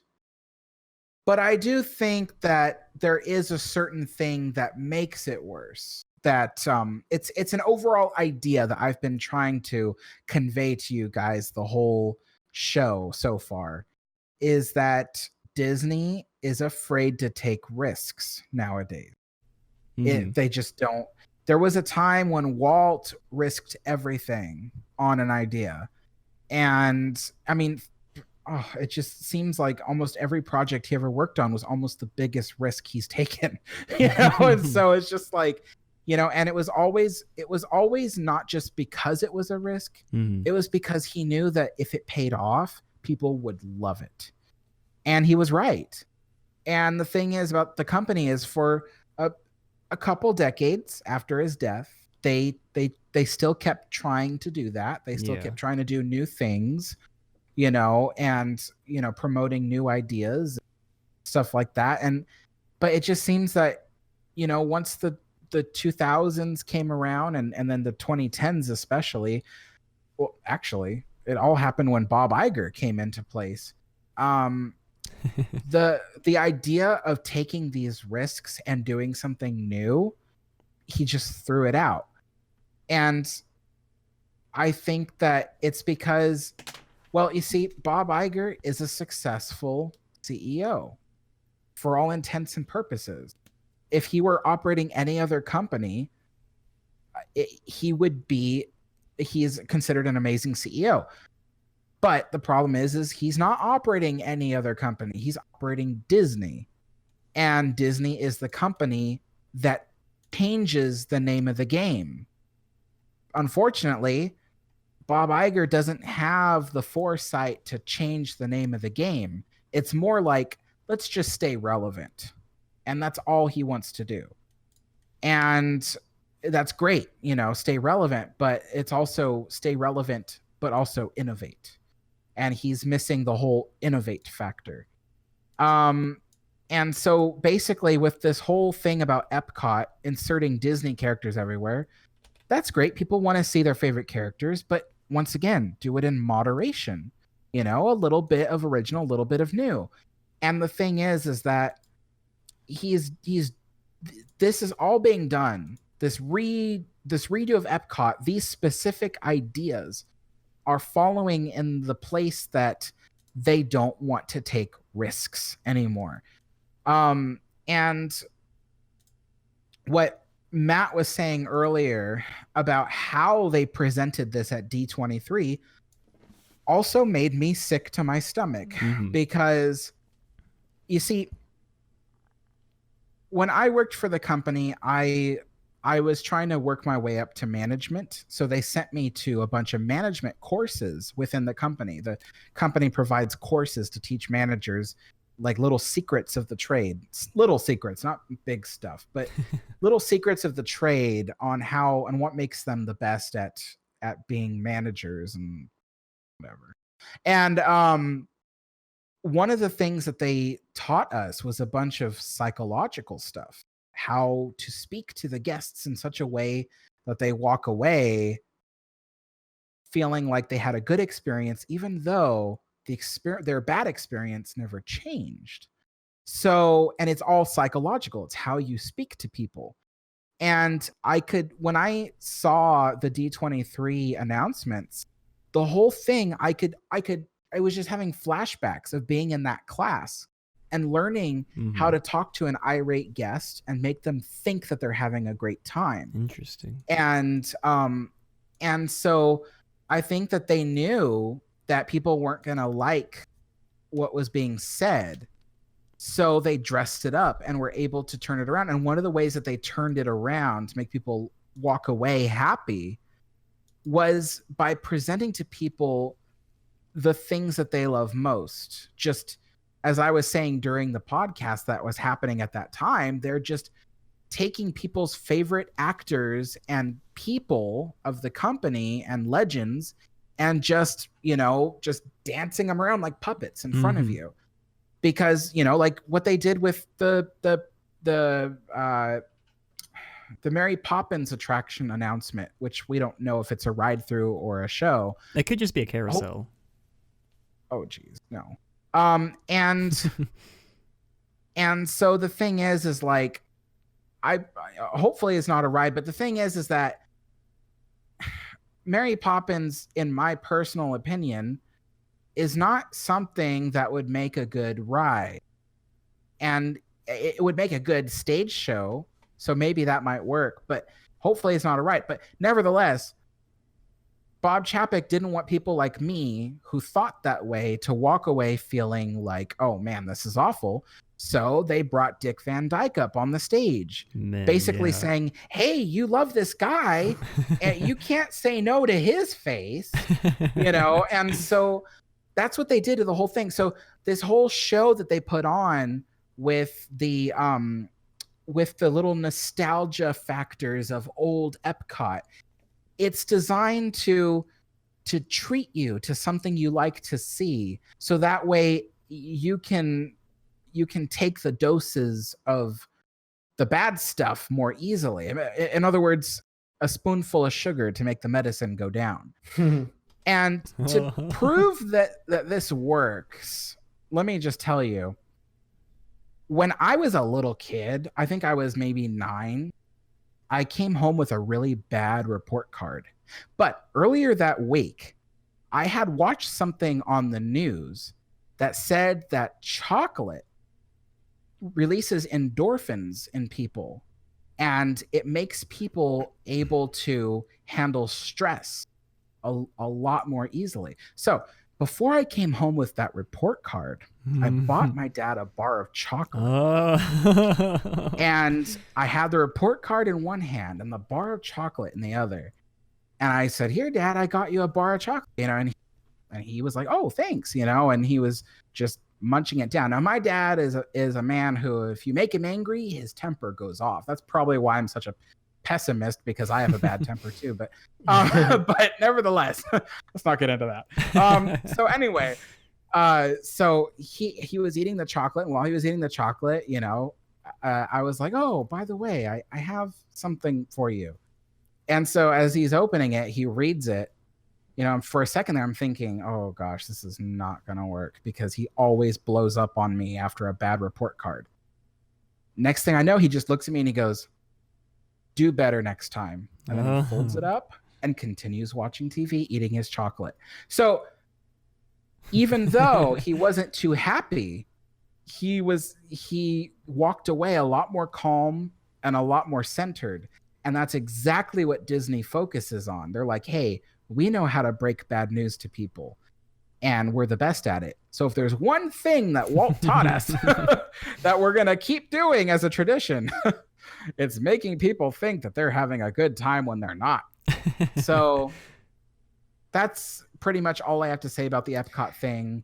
That doesn't mean that I'm against every idea. I just think that this whole idea of putting Disney in Disney is weird, because everything Disney makes is Disney.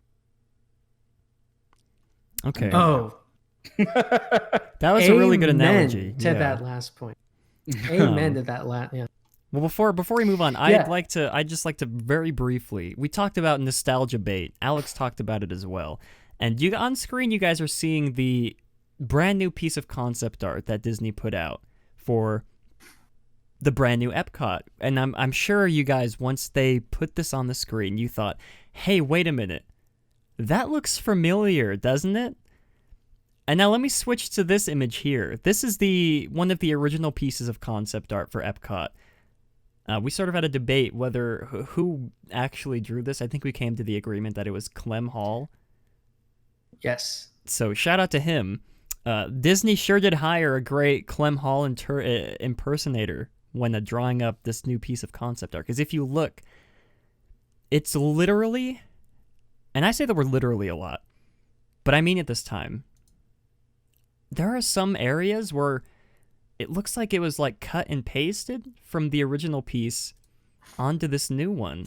And that's going along with that whole same idea, nostalgia bait. That's my new favorite phrase, nostalgia bait. And Alex really phrased it wonderfully when he said what he said when it comes to Disney prepping everybody for disappointment by showing all the things that they previously loved about Epcot, while also, showing off all the new things that they're doing to quote unquote destroy Epcot. But Jeremy, back to you. Yeah, I think Clem Hall did multiple renderings as the project went on, and I think there's even a more updated one that will show what the finished Seas Pavilion would look like. As you can see in the Clem Hall one, it looks like the Seas is in a very early stage because it's not the same shape. But yeah, it is the same concept art. I don't know if they redrew it or drew over it, but yeah, it's everything that Alex was saying. I feel the same way about the logo, the new logo. Yeah, the only reason, and what Alex said was actually mind-blowing, because the only reason why I've kind of digested this news fairly casually at first was because I loved the new and the new logo. I was like, oh, that feels like Epcot. Yeah. And so, right. Yeah. Amazing. And the whole thing was just your bar of chocolate. It was my bar of chocolate, and many people's bar of chocolate. And I could not put that better than how you put it, Alex. Why this fascination with we need to put Disney in Disney when anything Disney makes is Disney? That's the major foundation of the kind of debate it's been going on in the Disney fan community for years now, ever since Galaxy's Edge was announced, probably. I so agree with that. And what do they have to prove? If this is going to be a park about the magic of Disney storytelling,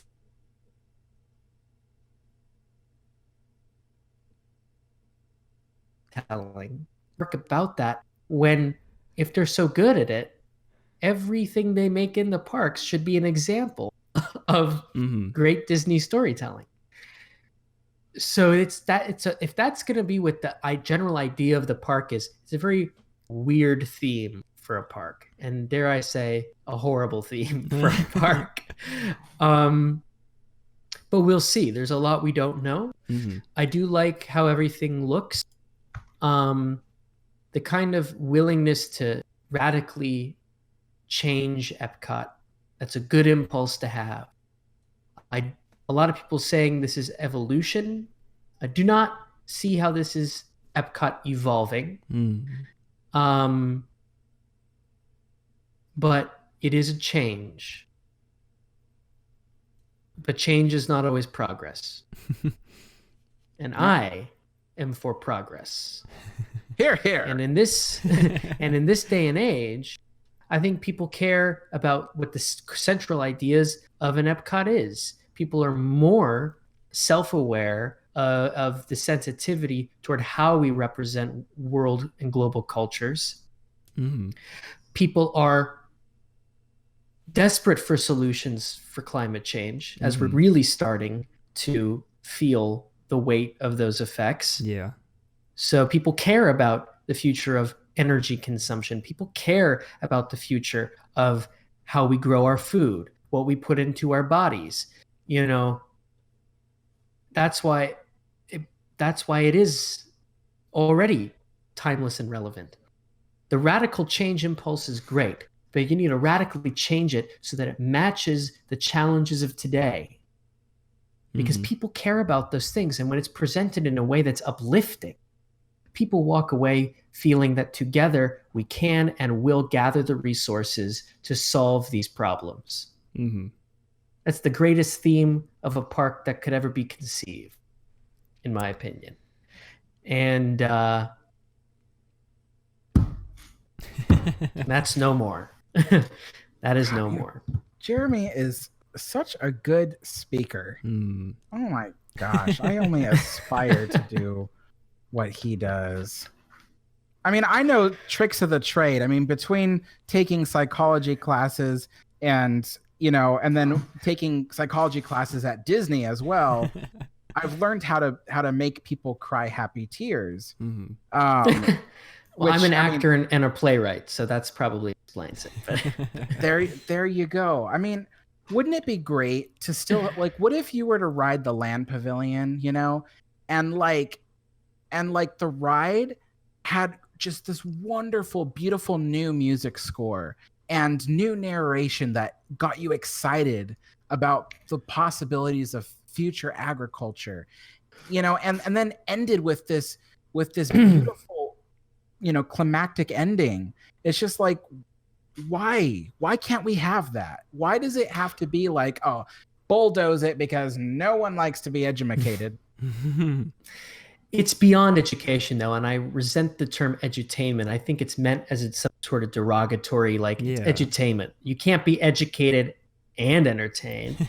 It's not about either. I think it is entertaining, but what it really it's inspiring. I remember, even though I only grew up with the lesser version of Universe of Energy, I was still the whole ride system, the going back to the primeval age, and even just those being surrounded by those huge screens was enough to have me hooked on that attraction. And now that I'm, you know a lot about the original version, I would have been speechless as a kid with that finale with the mirrors. Oh my God.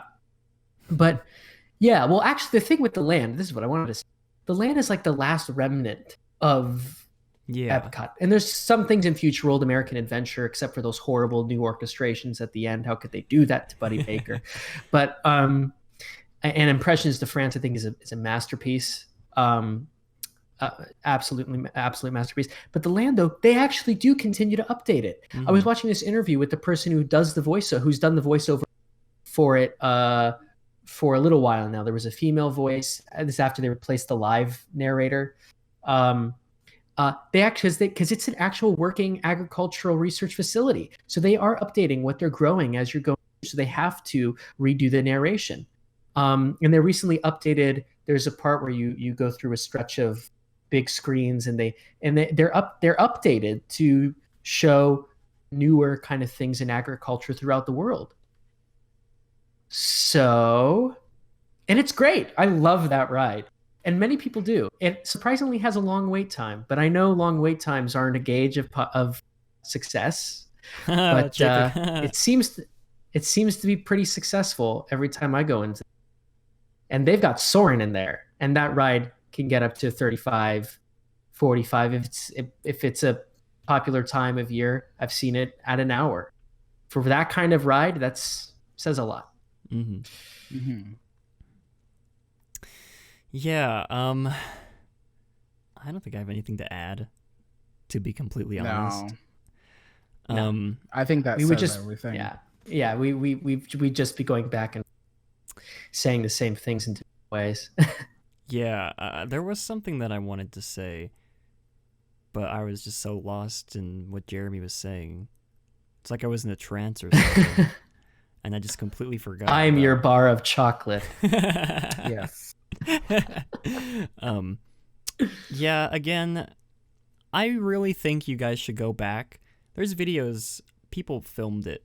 I really do think you guys should go back, watch just the Epcot portion of the D23 Parks and Resorts panel, and you'll notice the things that we're talking about. Again, my new favorite word, the nostalgia bait.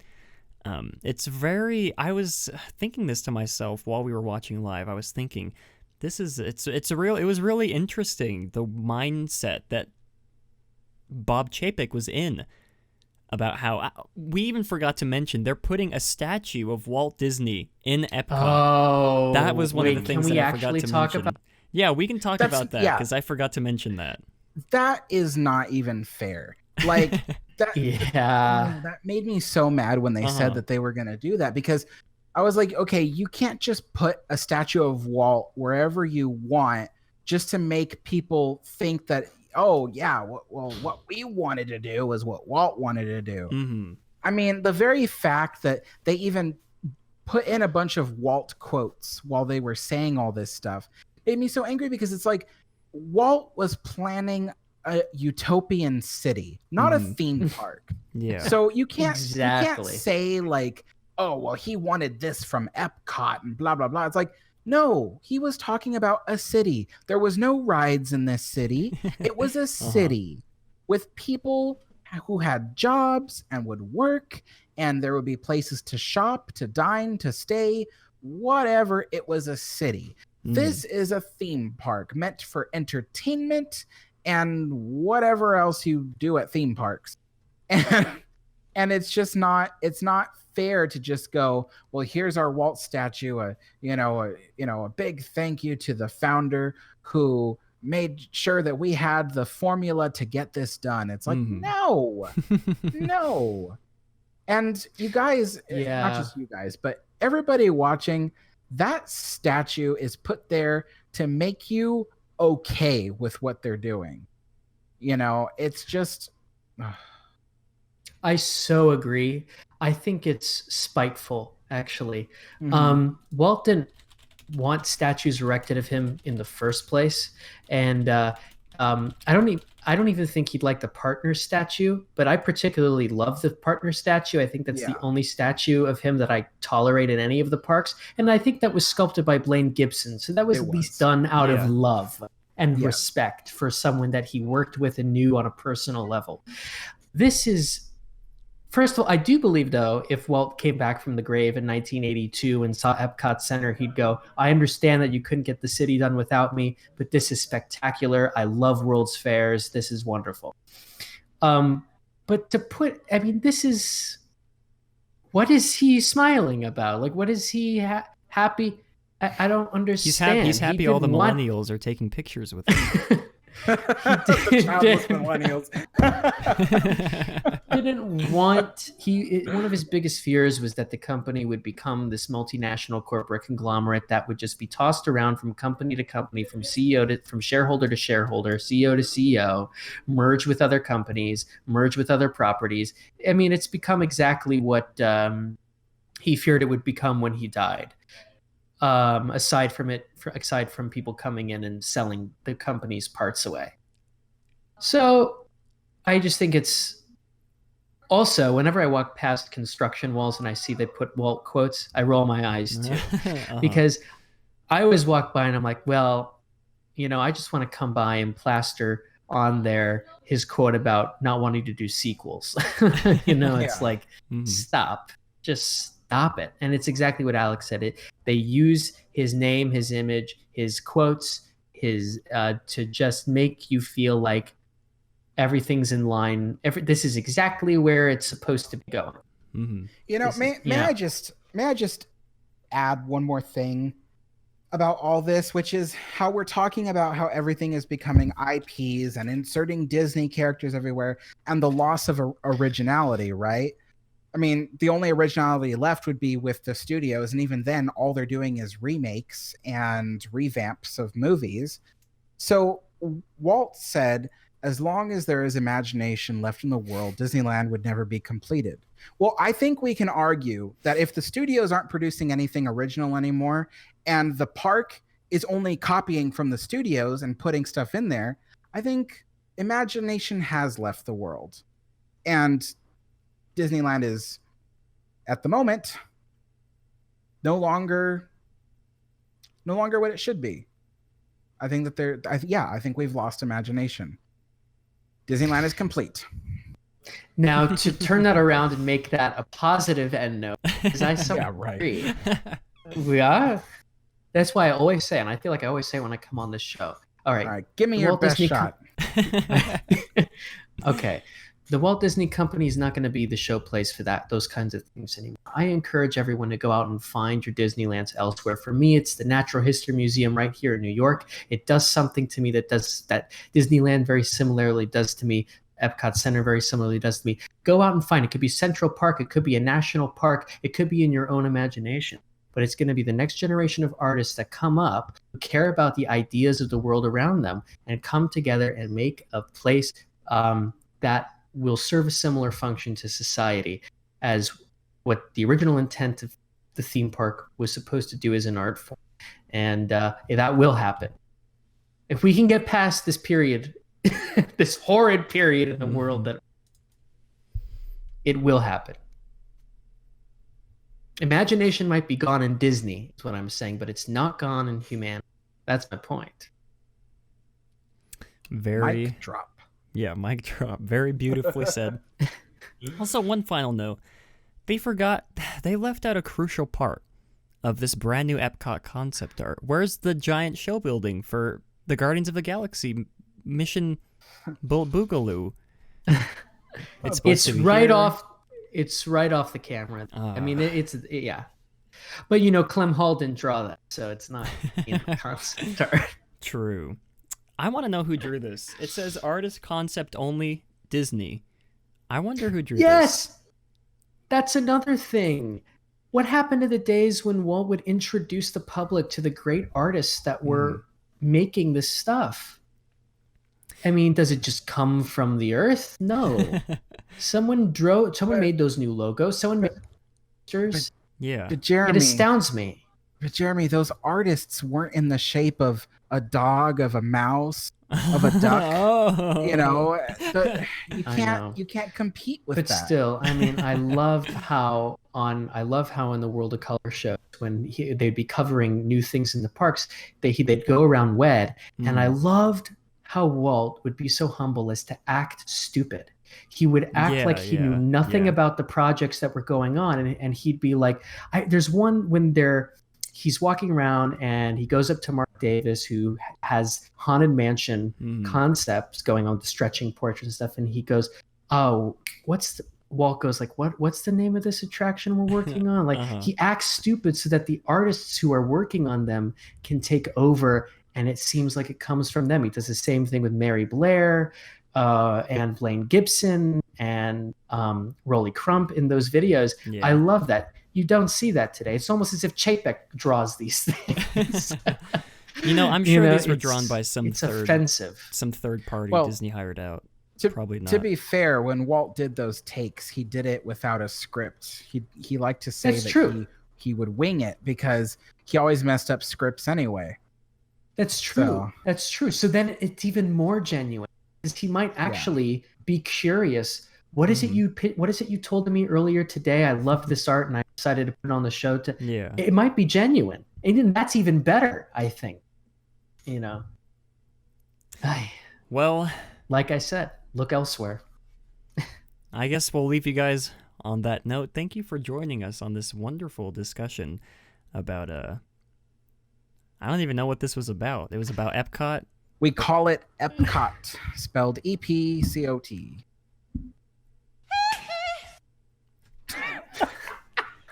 And on that note,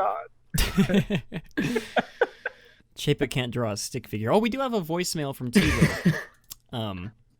This is I didn't know you could leave voicemails that were 2 minutes long. So props to you, T-Will, for breaking new boundaries. Let's go ahead and listen to this. Hey, Matt. When it comes to the D23, it felt very disappointing in that they didn't talk about really anything. It was more like a recap of just from 2018 to like earlier this year of what they've announced. And what they did announce was mainly more so for Marvel and Epcot. The big issue that I have with it is that they were so light on details that I don't have a clear idea of what the overall project is, particularly for Epcot. Mm-hmm. You know, we don't know. I mean, they tease stuff like we don't know if there's anything like an Imagination Pavilion. We don't know if they're going to do anything like Brazil. We don't. There's all these talks and so forth, and they're teasing stuff, but they haven't moved in on really anything. So I don't even have a clear idea of what the whole picture is. I have a clearer point, but not an entire full perspective on it. So that's the overall big issue, and it makes me sad because I want to see what they're announcing for Epcot because I hope that they're doing something at least something interesting and good for the park.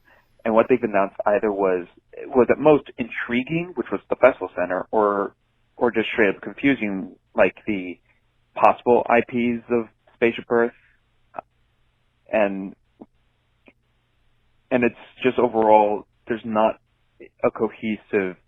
It still doesn't feel like I have a cohesive idea of what they're going for Epcot. It might be because they're not going for one, but overall. This was my first time watching a D23 Parks panel, and what a disappointment. All right. Well, thank you, Mr. T-Will, for sending in that wonderful voicemail. Yeah, we talked on the show. I watched the 2017. I remember watching that one in Disneyland. I remember watching that one live, and it was interesting because they did announce a lot of new things that I didn't know about necessarily beforehand, and then, coming into this one, oh yeah, Epcot overhaul, Marvel Land, blah, blah, blah, all that kind of stuff. Yeah, I guess we pretty much talked about all of what T-Will said in our opening bit when we talked about Disneyland. So again, thank you to Mr. T-Will for sending in your lovely, lovely voicemail. And let's see, I do believe we have one final voicemail. This listener would like to remain anonymous. This one's for Jeremy. It's not anything bad, though. I read through it, though, so let's go ahead and play it. It is one. anonymous. That's true. All right, let's go ahead and play this. Hey, I was just wondering, what are your thoughts on the WDW Fantasmic versus the Disneyland Fantasmic? Which one do you think is better, or which one do you think is worse, and what improvements can be made? Good question. I think they're actually pretty different in feel. It's basically the same show. I think it works far better in Disneyland because it feels so immersed into the rivers of America. Mm-hmm. And it doesn't feel like you're in a stadium watching a lagoon that's basically just the stage. It feels very much like a Vegas show in Hollywood Studios, and it feels more a part of a nighttime event that comes from within Disneyland and Disney. I so much prefer it in Disneyland. improvements. I don't know. I'm not a fan of a lot of the spectaculars. I didn't even talk about Illuminations. Illuminations for the last time when I was there. That one deeply. Although it is dated. But I kind of prefer, I would love to see Rivers of America. Like when you watch what's the 1962 World of Color episode? Disneyland After Dark. Yeah. I would love, as great as Fantasmic is, and it's not going wonderfully in the Rivers of America, I would love to take a stroll down Frontierland, New Orleans Square, with the Mark Twain going by with jazz band, with the moon, with nothing but the moon for light. Yeah. That is something I long for to have at Disneyland again. But instead we have to have spectacular stuff. If I had it my way, I would want night. That's what I would want. But that's an unpopular opinion because it has great, and rightfully so. It's their best nighttime spectacular, period. Yeah. It's funny you brought that up. I was watching that episode with my dad a few nights ago, and we were thinking to ourselves, it's funny, they make it out to have all these, these famous people coming out. It's like they're... Yeah, Louis Armstrong was actually a cast. Yeah, they make it out to be like it's like that every single night at Disneyland. It's just very, interesting. Although it is true, they did have actual celebrities more frequently at Disneyland at night. Really? Than they ever have now. Oh, yeah. Yeah, even in Disney World at the American Garden Theater in Epcot. It was the original nostalgia bait. Oh, the OG, yeah. Oh. That is interesting, but that'll spark discussion. You guys, we're already like 5 hours into the show. I think it's time to go ahead and put a cork in it for now. Done. Yeah, so thank you to everybody for coming out to today's show. We really appreciate everybody who came out. We started at a later time, just because of Labor Day weekend. If you're listening to this after the fact, 1,000 apologies that this show is a day late. I'm sure you all understand, though. I hope it was well worth the wait, the extra day wait, I guess. I think I don't have any other announcements that I need to make. Other than link in the description for the pins. Matt Snap's pins. Those are going on sale very soon. I'm very excited. I'm really proud of these pins. They're one of my favorite. I guess we've only done 2 now, but they're one of my favorites that we've done so far. I know there will be more to come, hopefully. But anyways, thank you to Mr. Jeremy for joining us on today's show. It's always a delight to have Mr. Jer on the stream. The Jer Bear. The Jer Bear. Someone said in chat, Alex and Matt have merch, but Jeremy doesn't have merch. So if any of you guys, artists listening, draw up Jeremy as that guy from the Iron Giant and we'll put it on the t-shirt. No, I demand an oil paint portrait, oil on canvas, or watercolor. Okay. Or pastel. All right, you heard it, guys. All you artists listening, get on it. We'll be hounding you guys. But anyways, yeah. Thank you to everybody for coming out to today's episode. We really do appreciate everyone who came out to today, listened live, and to everybody listening after the fact on Spotify, on YouTube, on iTunes, whatever you listen to podcasts on. Of course, a link to Alex's channel will be in the description as always, and Jeremy's Twitter will be linked down in the description as well for everybody to go follow him, hound him with DMs, all that kind of stuff. Anyways, yeah, I think on that note, we're going to go ahead and say goodbye. Thank you to everybody again, and as always, have a great, big, beautiful tomorrow.